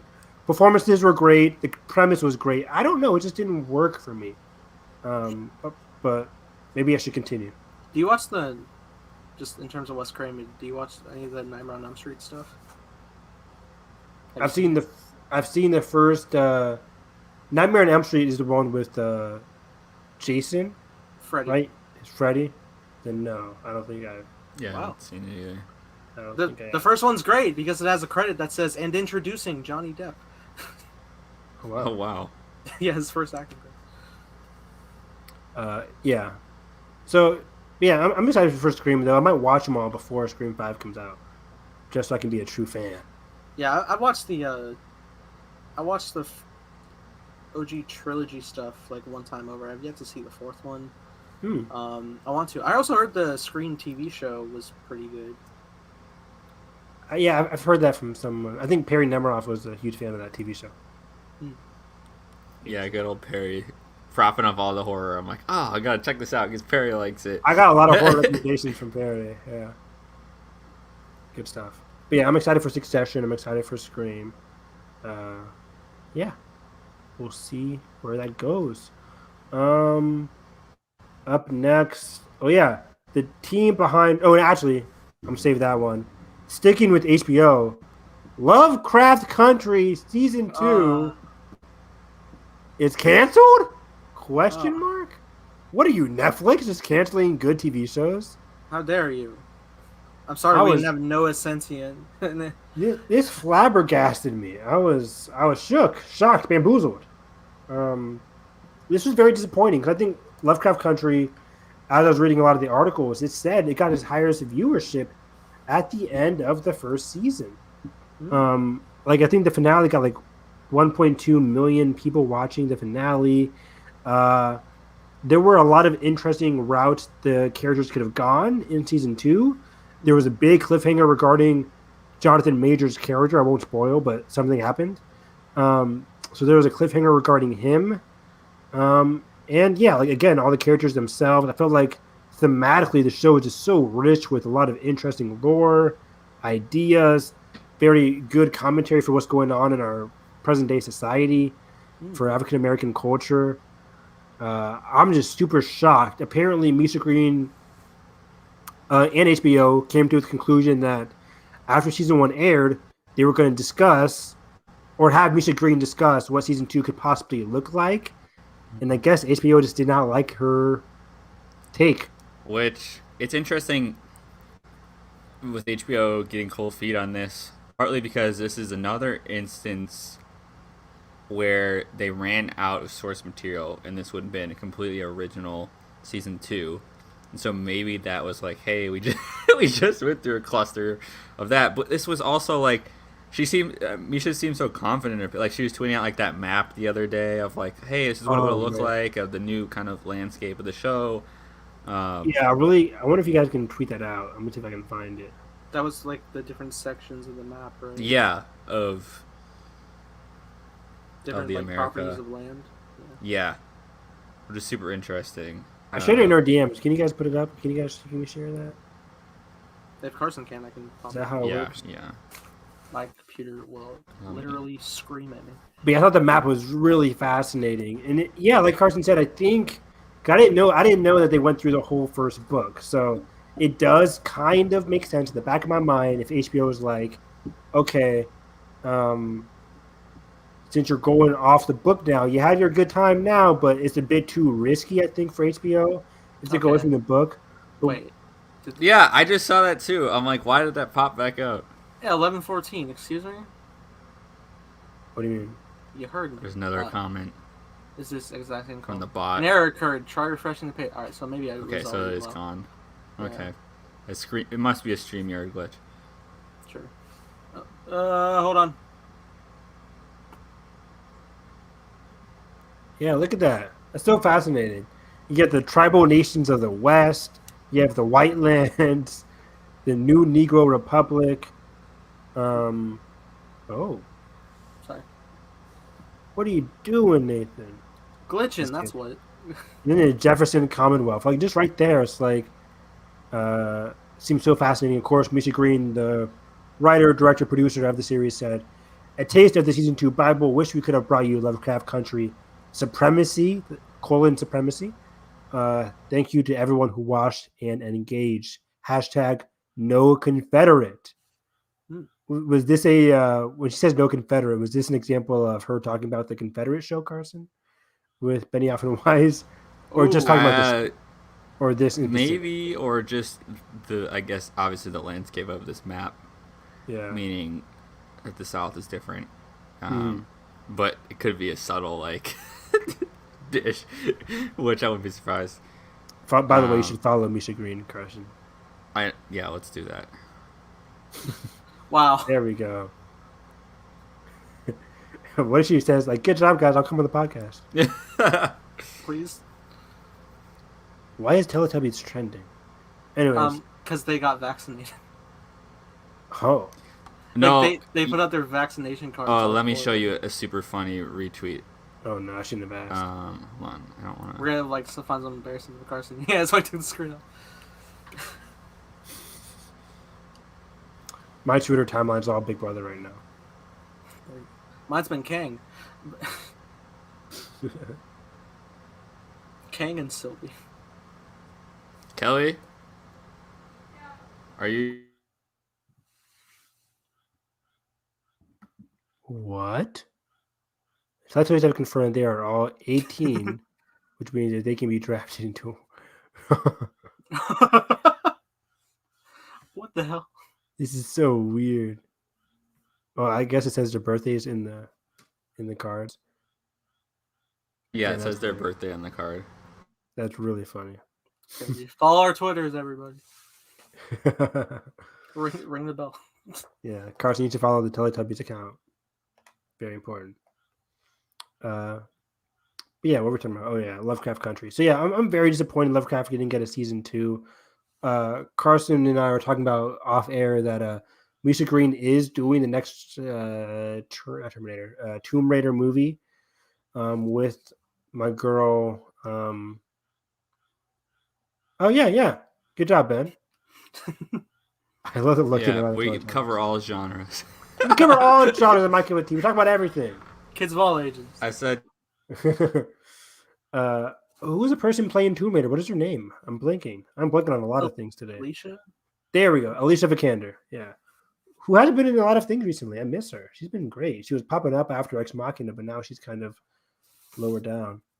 Same with her boyfriend, Michael Fassbender. Evan, finally, you make a reference that's on hand. Yes! Ex Machina. Now, that would be... I don't know if that'd be a good film commentary. It is a kind of a slow drama. We would just be like, "Oh shit, look at that! Oh my god, look at Huck's that! going crazy. Oh my gosh, yeah, what's happening? Oh, cool dance sequence. All right, Poe. All right." But I do love Ex Machina. It was probably like my third favorite movie of 2015. Everyone bring a commentary. The ending still gives me chills. So good, so good. Ben, watch Ex Machina. Yeah, and thank you. He has. Oh, sweet. Cinema. Sweet. I never doubted you. I never doubted you, Ben. Totally. Oh man. Now go watch the second one he did. What was it called? Starts with A. Annihilation. Annihilation. Oh, I Also did see that. cinema. I came around on that a little later. At first, I was like, and then That was a crazy I theater sat with it. experience. I sat with it, and I was like, At first, Nathan rated it below Boss Baby, but then he sat on it and it kind of went higher. I haven't seen the first Boss Baby in that time. I saw the second one though. I was making a joke about you Cinema and Zola. confirmed. Oh yeah, I put it right above Zola. Jesus. Pain. I know Zola's logically. I haven't even better seen made. Zola. I know Zola's logically better made. I just I vibed with Boss Baby's art and message. I just think of the trailer when the ninja is fighting in the hallway. It kills me. Jeff Goldblum's the villain. It's great. Jeff Goldblum's a villain. Yeah, That movie is amazing. it's wild. so good. Maybe I'll watch it on Peacock. Okay, so I think that was it for the HBO news, but also the team behind Raya the Last Dragon is doing another Disney film Let's go. for late 2022, which was, we don't know what the title is. It was slightly surprising because I didn't know they're going to do another Disney film that quickly, but I guess they come out every year, so it's not All right, too... so we got all the Make- Pixar announcements. Give me a for Raya next sequel. year.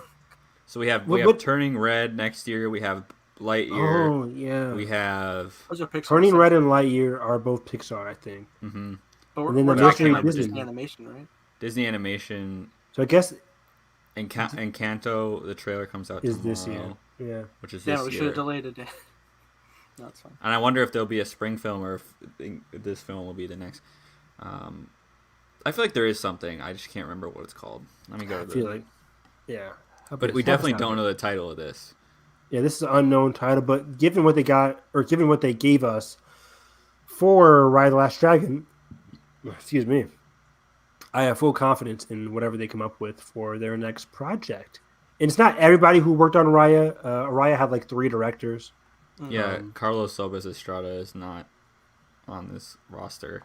Mm-hmm. Um, But one of the writers and one of the directors is on board, right? yeah. Okay. Really cool. Disney's been hitting out of the park. People always complain Disney needs to do more original stuff. And they are via their animated projects. A lot of the animated material is very original and very good. Here it is, Untitled Disney Animation, November 23rd, same weekend as Creed 3, so it'd be the Thanksgiving slot. Woo-hoo-hoo! Just like Creed 2 and Ralph Breaks the Internet. And let's Yep. look. Great I'm pool, looking- Nathan. Yeah, I remember I was going to go see both of them and then didn't. March. Wait, so you saw neither of them? Yeah, I was going to, but then I never watched their predecessor, so I didn't go. Have you seen Wreck-It Ralph yet? Oh, I Wow. had seen Wreck-It Ralph. It was just Oh. I watched in 2013, and that's Right. forever ago. It's been a long time. So it looks like the only Disney animation release date is that November 23rd slot for 2022 at the moment. That makes sense. I mean, One for they Disney also have the animation Pixars, so. and 2 Yeah. Pixar movies. Yeah. Yeah. We're back at the movies, baby. Movies. So messed up for Luca. I'm so sorry. I still gotta And watch Soul. Luca. I've been failing. I need to watch Luca, Soul, and Mitchell's and the Machines. Somebody Oh, needs to watch just Judas and binge 'em Black all. Messiah. Oh shit! Is it back on HBO Max yet? July PSA, 15th. everybody! If you Yes. haven't watched PSA, if you haven't watched In the Heights, it leaves this Saturday. Watch it now. Watch In the Heights. the Oh my Heights. gosh. I am sickened at the general audience for not Busted. watching. Disgusted. Oh, dude. I'm pissed. Ben, you better have watched In the Heights or we're blocking you from watching our show. That's true, man. If you have to dip out right now to go watch before answering, go do it. Go do it, man. Go do it. I'm just kidding. Please don't leave. Yeah, like finish like the and show and then, subscribe. Ring the bell. Okay. How That might about be all the the- movie news for today. How about the Fast and Furious spinoff? Oh, I tried to avoid that. Damn it. I put it in the title, damn it. Confirmed, At least confirmed, in or the was it just description. Vin? It's not was it just confirmed, but saying? Vin was just spitting in the interview. It's just like, oh, we also have this in the works. Because Vince spitting. Spitting in an interview. You know what's funny is I was watching mm. I was watching an interview of like the cast of Fast and Furious recap the entire franchise, and then the way Vin was just like, oh my god, that's a lot, and he was laughing. I was like, that is the most energy I have ever seen from him, and he never puts it in Dom. I need to see that much energy. Um, but Maybe F10. He gives you all the energy you could ever ask for. right, he's so stoic. But yeah, a potential Cypher spinoff. I really don't want it. I don't want it either, and I think it's one of those things. I think Carson will like this comparison. I compare this to the Trench movie. Oh. It's never Good going to pull. happen. Good I remember pull. as soon as the Trench was announced, I was like, "That's never going to happen." There's certain movies you can like hear, and you're like, "That's never going to happen. That's never going to see the light of day." Just like that My Hero Academia live action movie, never going to happen. But hey, if Mar- you want to make the Luke Evans Shaw movie, I'm on board. I'm on board. Just make the whole Shaws, the Shaw family. Shaw. I mean, give me Luke Evans, Jason Statham, and Vanessa Kirby. God, I'm all in.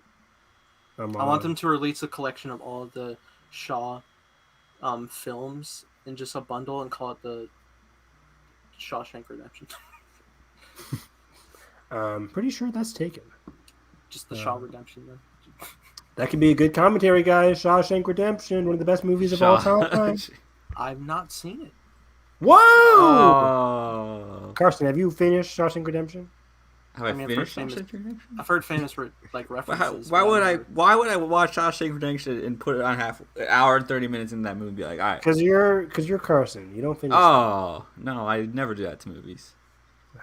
the movies. Good. Yeah, it's just weird. Like, of all characters, that one. Yeah. Cypher, like she was okay in F9, but it's just like she's whispering and give philosophical metaphors the whole time. What did Ben say? Put it in the You're chat. Yoda. You have you have Snoke saying, "Or are you just a child in a mask?" And then you cut the Cypher. You're just a puppet with the hand up your ass. Oh my I watched God. that scene again. I'm like, that can't be real. I love it. This happened in a live movie in 2021. That happened. It went so Wow. long. It So went many so references. long.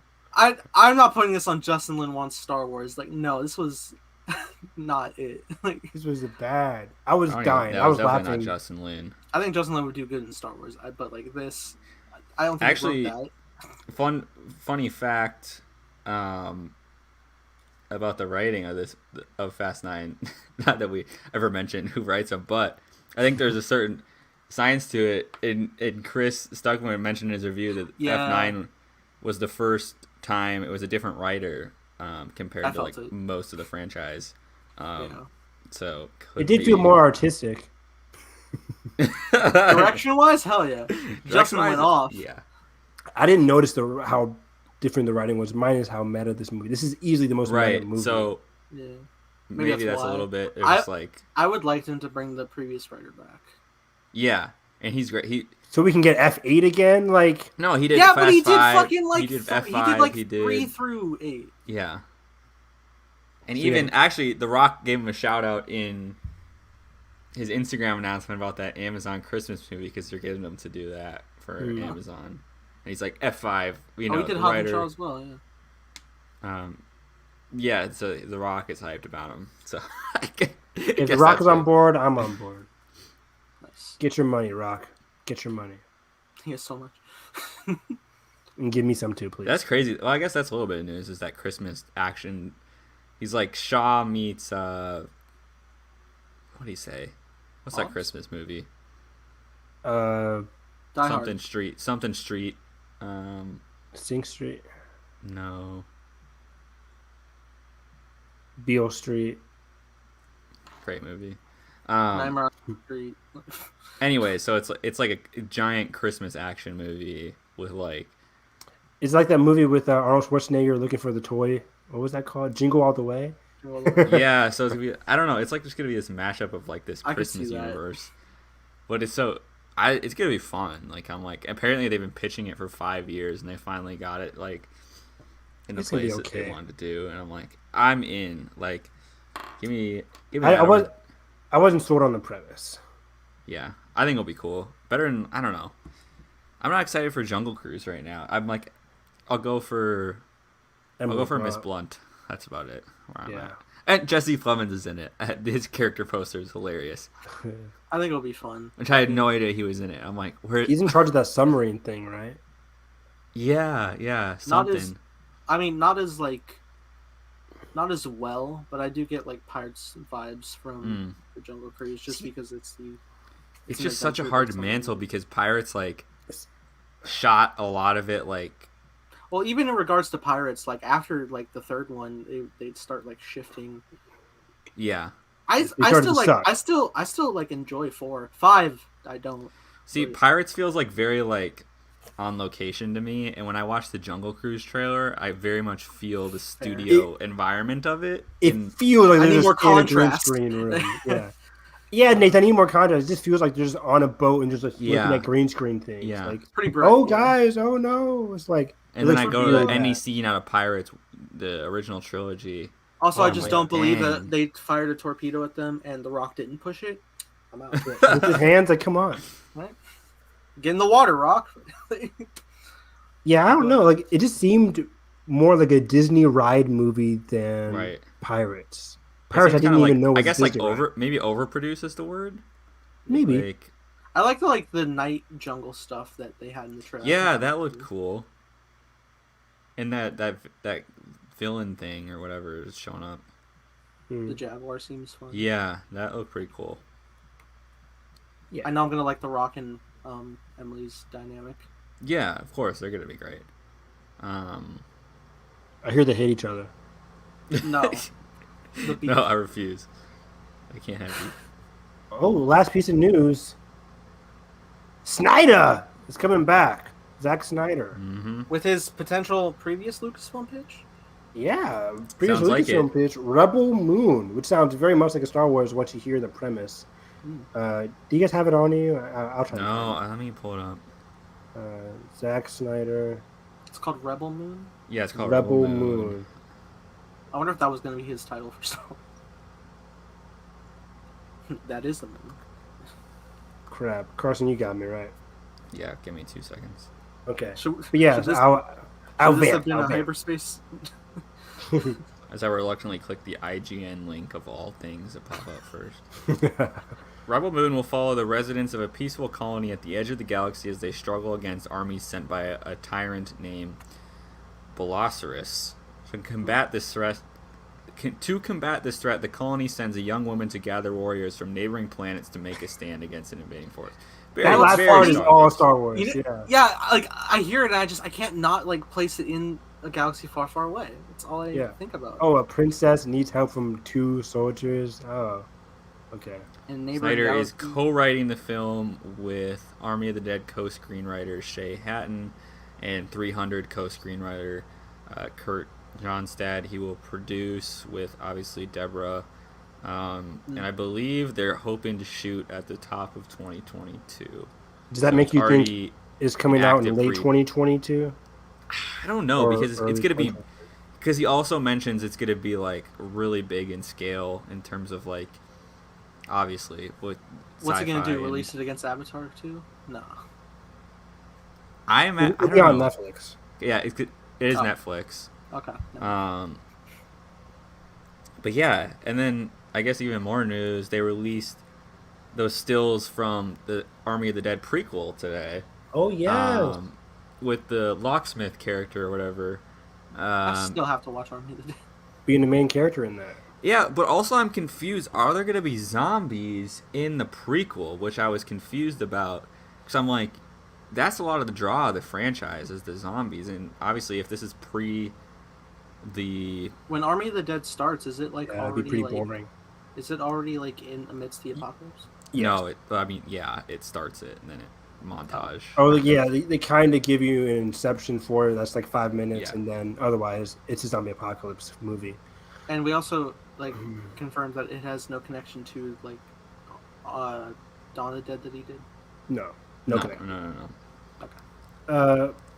So yeah, you're right, Carson. It is kind of interesting if it's just about a guy who Because can.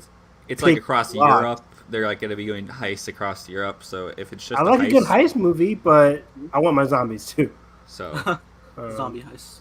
I'm starting to think, nah, it probably won't have zombies if he's going to be in it because that character, it was his first time seeing zombie in the movie. Right. I mean, there could be other things, and it could be like A good drama. I don't know. Good I fun think heist there's gonna movie. be some cool stuff with it. Otherwise, So this is also in collaboration with the anime that's coming out too. Do you know if the anime is a Yeah. prequel as well, or? I can't remember. I think it's a. I feel like it's just set in the universe. Is all we know about it right now. Okay. But I think So- definitely the zombies is the pull of it for the anime because obviously they want to do art style with zombies. It'd be super cool. Yeah. So you have an anime in production, a prequel film, the first film that came out, but also he's thinking of doing a sequel because the film Right. kind of leaves on a slight cliffhanger. Yeah, but I don't think he won't do that probably until After a after couple Rebel movies. Moon. He has In the other which- movie, right? So I guess we'll get the prequel and then we'll get the anime, and that will probably hold the franchise over until 2023. Mhm. When you Justice probably League start shooting 2, it. That,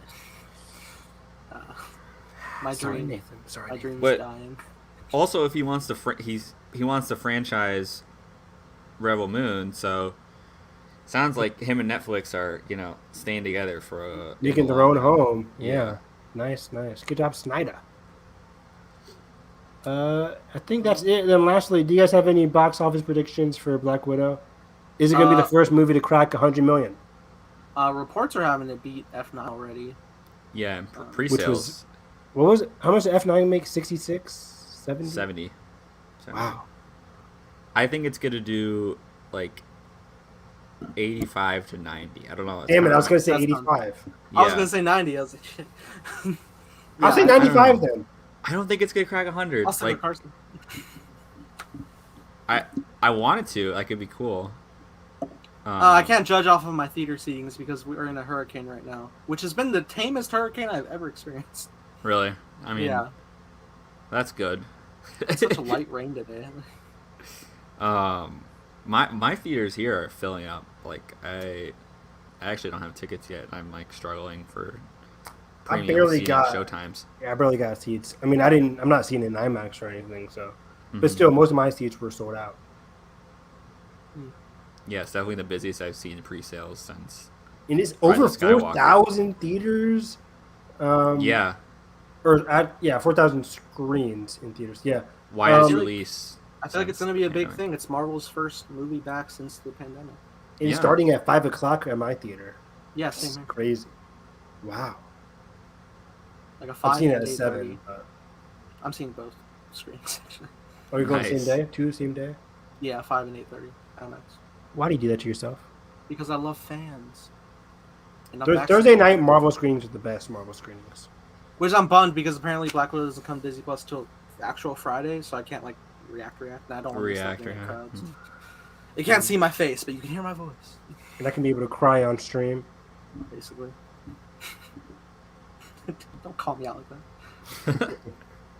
But yeah, that was it. Let's do some movie reviews. I've seen some shit. Yeah, I saw Boss Baby Family Business. How about you go first, Nathan? Yeah, I'll go first because I actually have like a better thing to talk about after that.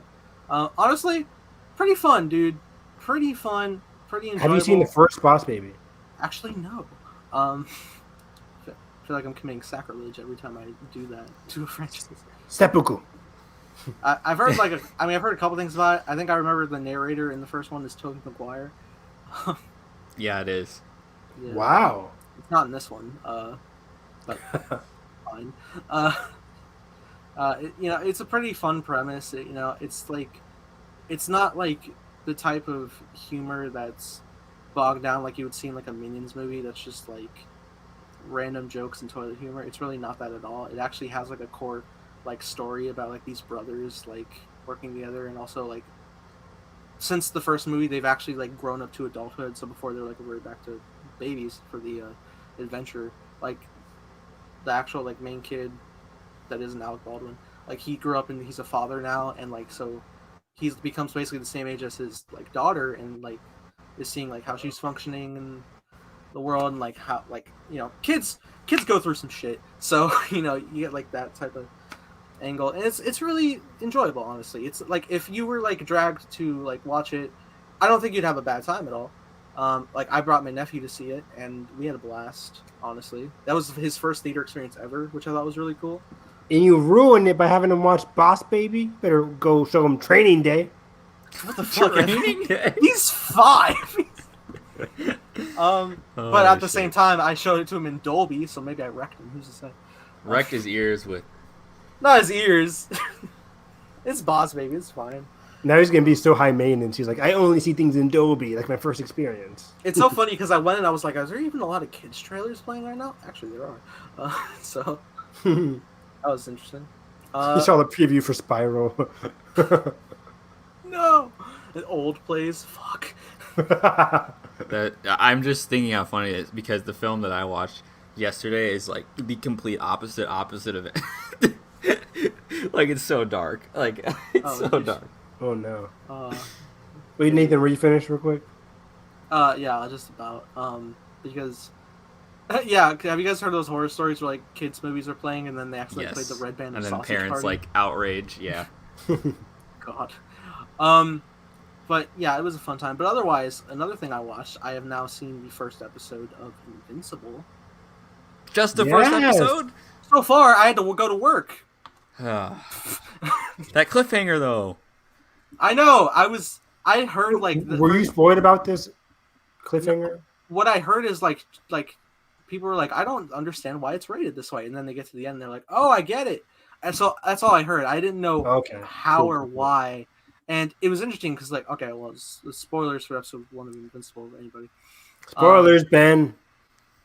I'm also reacting to it, so that'll be up. But yeah, I saw the first episode, and I'm like watching through, and I'm like, God, this is just so good. This is my shit, dude. It's like origin of a superhero. It's so fun. It's basically what I wanted to do. Like, it's so fun. I really liked exploring the dynamic between Grayson and Omni-Man. I thought like they had an interesting dynamic. At first, it was like, oh, it's like Sky High, where like he doesn't have his powers yet, and then he gets them, and like his dad's like not as excited as I thought he would be, and I was like, what the fuck? Yeah. I guess I don't know where that's gonna go. But yeah, then he starts training, and it's just like, oh, this is exciting. And then like they go to like make the suit, and Mark Hamill's the fucking tailor. I'm like, what the fuck? This is great. I'm having a blast. And just like they have like this whole like Justice League parody team. It's like Amazon keeps fucking doing that. They did it with the boys, and they did it here. I know. And you know things are just going, and I'm like, all right, cool. And then the episode like ends because he's like, I'm invincible. Like, oh hell yeah. Oh, you're gonna love. And then I was like, oh hey, we're in an end credit scene. This is a long fucking end credit scene. And it keeps going. It's and like, long, why are we all here? And like Omni-Man starts fucking wailing, and I'm like, but why? I thought you were chill. And it just keeps going. I'm just like, why the fuck do we keep having Homelanders? What's going on? That's the big question. He's not like Homelander. I'll tell you that. Yeah. We'll see. It's just God, it was so brutal too. I was like, why? It was yeah, he punches the speed dude tries punching him so fast. And it was like tearing his costume. Yeah, it's tearing his costume, but it's breaking the speed guy's fist, and then I think he just cracks his head, right? Or does he cut off his head? Oh, he just fucking crush. Oh yeah, he crushes it. Oh my god, a lot of the death scenes here were brutal. The Batman like dude, he's just a human, so he's fucking. I just can't wait for you to see not only more of the action of the season, but like. Don't spoil anything, Carson. No, I'm just saying. Don't like, even allude. No, like the wife Sandra Oh's character is so good in this season. She's like, she was one of my favorite parts of this season, and I like the purple girl, not purple, but the Eve, Adam Eve. Yeah, right. She's great. She's great. And Mark is obviously such a cool arc this season with what interesting arc. Yeah. I was surprised by his arc. Yeah. And apparently, well, I always just see in the comics like we've only gone this far because it's like these 3 giant teams, and someone made like a thing of like where we're at, and I'm like, oh my god, this is gonna be like a 5-season show at least. I'm intrigued to see how things are gonna go because like only other thing I do know is I know there's going to be a fight between Omni-Man and. See, that's not really a spoiler because you have no context. Yeah, exactly. I don't know like how we get there, and I don't really know like what the end is, so I really don't know what things can happen. I just keep seeing that fucking screenshot of Omni-Man being like yeah, I don't know what he's saying. I'm sure it's going to be compelling as hell. Yeah. So and J.K. Simmons is phenomenal. So he's so good. They're so good. I'm glad you're Wow. watching it, dude. It's a great show. Yeah, I'm Oh, glad I that found yeah, it. that guy is great. The head Oh, the agency head guy. guy played by dude, what's his name? From Ant-Man and the Wasp and Justified. Um, Oh, fucking Walter Goggins. Walter Goggins. Yes, Yeah. yeah. He's the head I was like, agency. it's such a Goggins. Like, of course I'm gonna remember. Goggins. Yeah, he's great in Justified. But yeah, I'm glad you liked it, Nathan. Tell us about it next week when you finish the show. Well, I got time. Do All you these now? underhand things. It'll- You're just like, what's going on? You'll get into episode 2, and I think you probably won't stop. Like, it just happens with that. I wanted show. to keep going because like what I did was I had to watch Bad Batch, and then I was like I can binge watch the whole season of Invincible, and then I was like, Mhm. I work the next day. Like I'm tired. Pain. I need sleep. I can't. But yeah, like probably I'll like binge episodes 2 through 8 because I'm really invested with just how it goes, and I really like how it's animated. It seems like it's not like overly like fluid, but it has like just enough animation that it's working. And honestly, I'm looking at it, I'm studying. I'm like, okay, how so I can like Mhm. animate this way, Yeah. do this much frames. Like it's intriguing to me. I love animation. Yep. Carson, you're up. All right. I went to the library, getting some more, films that I haven't seen from other countries, that kind of deal. Oh, and you finished your Ghibli binge, right? No. Watched another South Korean movie because they just, amazing. We don't do it Anyways, like them. We don't do it. so like I them. watched this 2012 one called Pieta. It's from a famous South Korean director named Kim Ki-duk. And highly recommend checking out any of his films. But this film specifically, if you're a fan of Parasite and you're looking at like, hey, what's all this like loan shark stuff about? This is essentially about someone who works for a loan shark as the enforcer to go get people's, collect money from people that have not paid their loans back, and they'll just like charge them 10 times interest. And the way these people pay is essentially, since they can't pay, he either chops off their hand or injures them, throws them off a building, or makes them crippled so he can collect insurance claims to pay back the loan sharks. So basically, there's just and it all takes place in this like industrial like hellscape basically of like basically it's completely gentrified, like it's gonna be replaced with skyscrapers, and it's just like way down in town, and super interesting concept. And basically we follow this enforcer guy who's just a dick and cruel and just absolutely does not care about anybody. But then this woman shows up claiming to be his mother, who his mother left him as a kid. But is it his mother? We don't know. It's not as much of a mystery film as it's more of a drama film, and the twist is kind of obvious, but it's meant to be that way because it's just like it's kind of one of those situations where you realize that like everyone involved is kind of under the same cruelty that's kind of inescapable in the system. So there's a lot. Oh, and the ending is so highly South Korea recommend. and their endings, man, really. Good. Yeah, just a lot of metaphorical stuff with like capitalism. And How's the pacing? pretty good. It's a little slow in the second act, but it wins you over just by the plot stuff. And The finale. how long is it? It's only, let's look. Yeah, this sounds very interesting. It's only 104 minutes, so not too long. Okay. Like 140, 150, 145. And it's interesting because this director I watched another one of his movies a while back called Spring, Summer, Fall, Winter, and Spring. Oh, I saw you were watching that. Put that on my list. Yeah, and so right? he's more known for like, really, really good. It's more of like it's more like visual than this movie, if that makes sense. Like it's more like poetic and really tries to get like this serene kind of like meditative kind of vibe. This is like a lot different. It's more of a clear-cut drama, and people say that this is his more accessible movie. but like also it's just so dark and just it's so heavy, dude. But it's really really good, and I can't wait to check out more of his movies. There's another one called 3 Iron, which I need to check out. It's like his second most popular movie. But yeah, man, South Korean movies, and yeah, this director is pretty famous, I guess, in terms of he's made 25 movies or something in South Korea, so he's pretty famous. That's really cool. I was trying to catch up on the guy who did Old Boy, like that guy's director. Yeah, Park Chan-wook. I need to watch more of his movies too, because he's done so much out of the Vengeance trilogy. I'm like, oh my god, I haven't even scratched the surface. Yeah, so I watched the Vengeance trilogy. There's the good and the bad, the ugly, or the good and the bad, and the something. It's not ugly, but it's a play on that. Then there's another one that one of my friends on Twitter recommended me. So I'm gonna go through his filmography first. But yeah, I saw you were watching that season one, Earth Spring, whatever it's called. Yeah, that's an incredible. And I want to watch that kind of hit me.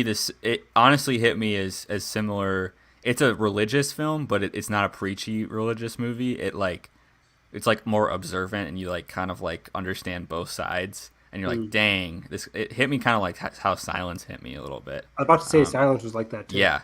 So it's one of those movies. It's it's and the performances are really, really good in that movie. Nice. Yeah. So if you want, I tweeted, I'm like, if you want to watch more South Korean movies, like just check out this director. And No. Sorry, Kelly's. Yeah, you're all good. But yeah, I love these movies, man. It's just like, I'm like, how do you do this? I'm like, I don't know. It's crazy. Really cool. Yeah, I saw Fear Street 1994. Oh, I want to see that. On Friday. Doesn't the new one come out this week too? It won Yeah, every there's a whole trilogy. That's so cool. Friday. I love this plan that Netflix is doing because the first one surprised me. I was going to watch it. I'm like, okay, it's a teenage horror movie slasher in the realm of Scream. I didn't really like Scream that much. We'll see how it goes. And it does borrow from Scream, but man, this cast is really good. The characters are really fun and interesting. Has that campy slasher vibe, but the pacing is strong. It's very fun. It has its horror cliches where it's like these two sides of the towns are going at each other. Kind of like one's a bad part of town, one's a nice part of town. They have these like rivalries or whatever. Kind of cliche at points early on, but it just gets better and better. The kills are pretty brutal. Jump scares are pretty nice. Some of them are like, okay, come on now. But overall, Fear Street was a blast. I had a lot of fun with it. The most surprising part was the lore. I didn't know how deep the lore was going to go for the specific like town and the killer overall.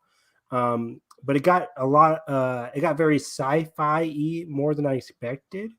And the lore and the supernatural element of it all is really what's got me intrigued for Fear Street 1978 because it kind of ends on a cliffhanger, but we have to go in the past. So the present day is ending on a cliffhanger. So we might see that resolved as we learn about what happened in the past, which happened in 1978. And this one's going to be a camp, more of a camp. I don't want to say what goes on at the camp, but people are going to die. Friday 13th. More of a slasher. Slasher at the camp. This was a slasher as well, but this one's going to be located at a camp rather than like mostly like a 90s school neighborhood related thing. This one's strictly going to be at a camp.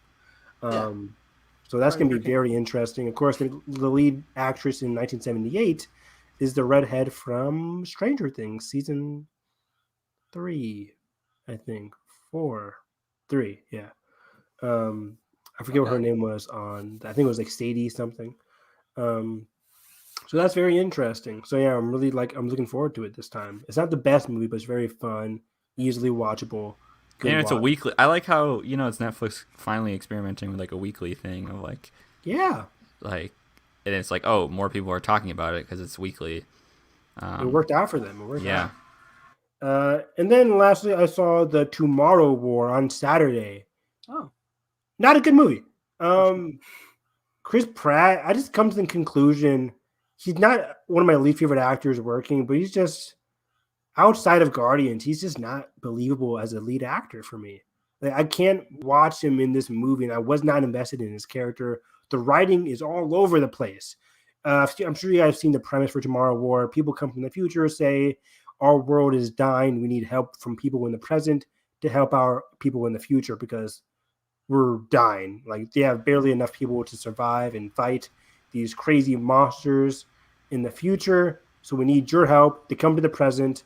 That leads to some like which makes no sense backlash. right off the bat, right? Like, why if you can time travel, why don't you just go back? And they kind of eliminate the explain. They kind of somebody answers that exact question. Okay. But it's one of those. It's the BS answer. Like, well, we can't because we can only do this specific thing. Fixed point in time. You're not Blah wrong. blah Yeah. blah. Like we can only go back to this point in time and bring you to the future. We can't go to the beginning and All the clips I've seen of this Yeah. movie are really weird out of context. I don't know, like isn't there like a son in the movie or a daughter who has How Yeah. is but how I don't know. J.K. Simmons? How the question we both have. He's good. He's like surprisingly jacked in this movie. Yeah, Like, I he- saw We him in had the to use trailer. that fucking Gordon weight at some point. My mom was like, "Who the hell is that?" I'm like, "That's J.K. Simmons." That's fucking He was like, Jameson. "What? The guy from the mean guy from Whiplash?" I'm like, "Yeah." He looked pretty strong. With He was wearing like that super tight shirt in Whiplash. Yeah, the I'm black like, "Okay, t-shirt. J.K. The black t-shirt, not my tempo." through a chair. But yeah, he was surprisingly Whiplash. jacked. His relationship with Chris Pratt is very generic and very overplayed. It's like, okay, he's the father that Chris Pratt hates, blah, blah, blah. Do you think Chris Pratt is doing a thing as like the tough leading man, like the same way Ryan Reynolds is doing the same shtick? Ryan Reynolds is bad because Ryan Reynolds is doing the same thing. It's like, Ryan, please, I mean, I like Ryan Reynolds. broaden your horizon. I like Ryan Reynolds more as a person than Chris Pratt. I think he's just more fun and engaging. Like I'm so scared. I'm so scared that when we get to Deadpool 3, I'm just gonna be tired. Me too. Yeah. They can take as long as a break they need to before Deadpool 3, honestly. But I'll watch 1,000 Ryan Reynolds movies before I watch 1,000 Chris Pratt movies. Because Ryan Reynolds is at least he's funny. Chris Pratt's just like he's trying to be emotionally and good in acting. It's just like I don't believe you as a good like leading man. You're not Brendan Fraser. But yeah, the plot in general is just all over the place. The writing is all over the place. The action sequences are good. The visuals are really cool. The monsters are amazing. I think the monster design is really cool. Are you one of those single tear guys? It looked like a double rainbow to you. It's That's so what he good. is. Had The best. fire in his pen. Fire in his pen. There's an amazing parody of that where somebody like man. superimposed Weird Al into that scene. Oh my where, like, he was God, that's answering amazing. JK in character. Like, it's so That's funny. hilarious, dude. Oh, love man, the that. line's gonna be stuck in my head now, man. One of those single tear guys. There's no fucking Mars bar down there. I watched that for New Year's. My mom was like, "Why are you watching this for New Year's? Like, it's so depressing." I'm like, "It's so good though." Ringing in the new year, Mom. On tempo. Somebody get into a car crash, bleeding. It's so good. Haunting ending, honestly. Haunting. It's like, oh, It's like it's he so did good. it, but at what cost? At what cost? But seriously yeah, though, at what cost? Like, that movie. how the is fuck good. do you throw away Melissa Benoist? How dare you? But yeah, I also see people liking Tomorrow War. It's like, oh, I had a good time, but I'm surprised people didn't like it. But for me, just the writing, I just was left with so many questions throughout the movie. There's an emotional weight to like the second act, which I just didn't really buy into via the concept of the movie. Hard to explain. It does have to do with his daughter. So yeah, I just didn't think. I think there's kind of like miscast. I should just watch Arrival and be satisfied with it. Arrival was one of the best movies of all time. So yes. Best time travel movie? Question mark. Yes. Yeah. Do you want to have a baby? That's not a line, right? I can't remember. I'm pretty sure No, it it is. is. It Is He is. it? whispers to her. It's more romantic than I'm bringing Yeah. it out. Yeah, because you guys just do it in that same It's- tone. I'm like, there's no fucking It's way. way more sensual than Evan makes it out to be. Evan gives it like Al Pacino and Heat reenactment. Do you Like, want to have a baby? Because Amy Adams, you got a big ass. No. Whoops, this is going off the rails. off the rails. We hit the 2-hour Whatever, mark. get Amy Amy on Adams, the please show. come on the podcast. We're never getting Amy on the podcast. We're never getting anybody on the podcast. I'll watch A Woman in the Window for you, Amy. You got to come on. Give me this Oh, one. no. Give me this one. All right, Woman on the Window or Tomorrow War? Tomorrow Which- War. Really? It's that Tomorrow bad? War. How can Woman in the a Window movie is with 80 Adams be that terrible. bad? It's bad. Also, one of the main people in the window is a friend in Fear Street X-94. Yeah. Oh, okay. Yeah, he plays one of the best friends in Fear Street. He's way better than he was in Woman in the Window. That's good. So yeah, we're done. We're done here. Sorry, Kelly. We're done. They said sorry. She said okay. Did she finish her smoothie? Yeah. Well, we got the same one. She just got the large 32 ounce. You fancy, huh? I guess a quick announcement. Hey, next commentaries are starting up. Yes. Yes. Announce it, Nathan. Announce it. What is it? What is it? On Sunday, we are jumping into the Spider-Verse. Woo! Yeah. Oh, yes. I've been waiting for this. This is we are going to be doing every Spidey-related Spider-Verse content from 2002 onward. We will be doing the full Raimi trilogy, the Amazing Spider-Man duology. We will be doing both Tom's films, Homecoming and Far From Home, and sprinkled in there, we will also, for shits and giggles, Venom, as well as Venom, and rightfully so, Into the Spider-Verse, and we will be watching all of these in release order. So we'll go through like the Toby films and the Andrew films, and then we'll intercut between Tom, Venom, and Spider-Verse stuff. So it's gonna be fun. Well, I guess maybe we'll lock doing those on Sundays. I guess we'll see how things roll out. But as for what we have set right now, this coming Sunday is when we're going to be watching Spider-Man 2002, the first Sam Raimi installment. Bonesaw is ready. 3 minutes of playtime. I'm so ready, dude. Deliver us! Cage!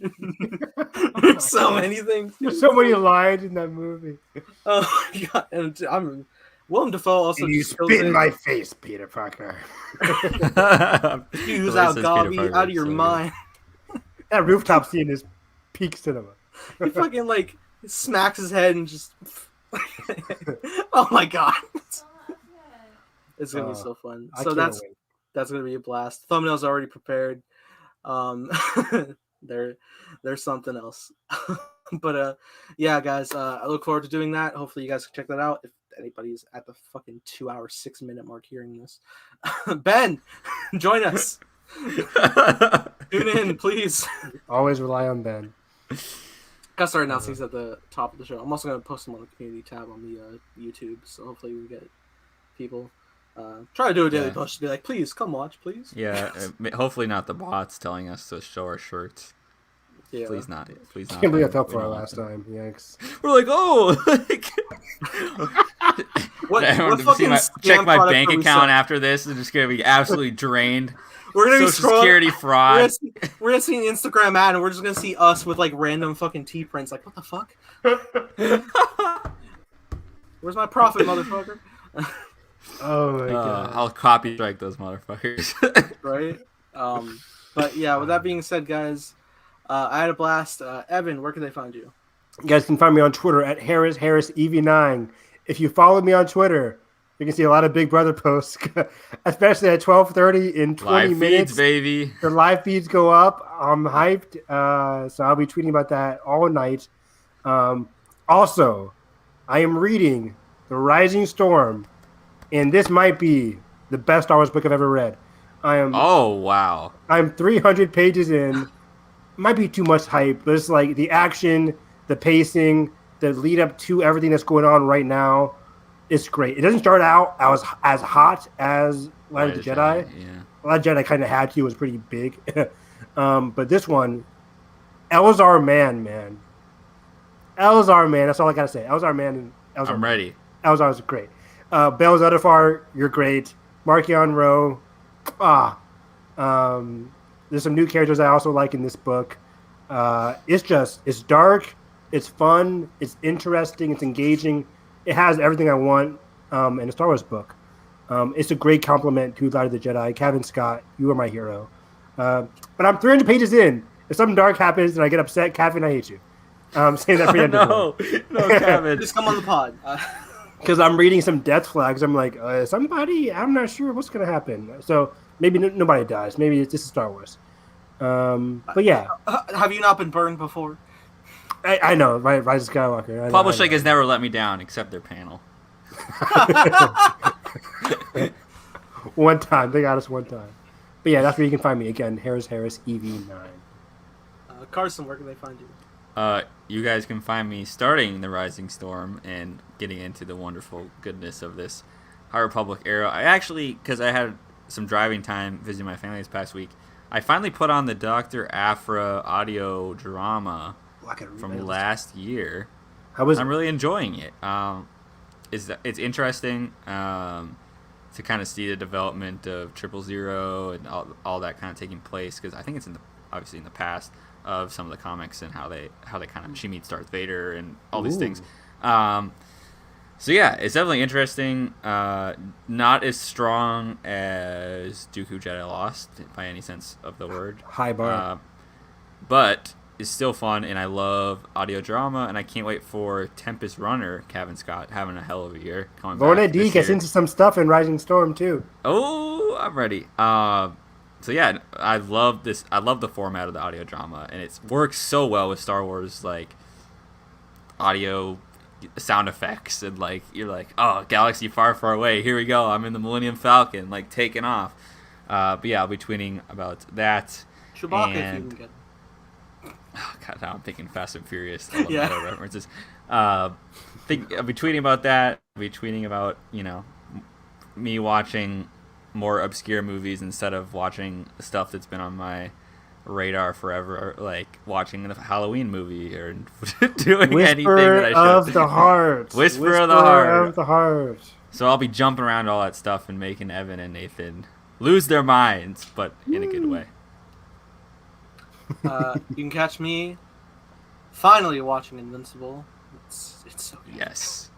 And tweeting responsibly. Anyway, so that being said, if you guys enjoyed our show, make sure you hit like button, subscribe already. That being said, hope you have a great day. I try to come up with a clever closer than just May the Force. We could say, are you one of those single tier guys? Do I look like a double rainbow to you? Peace out, guys. And as always, there's no Mars bar down there.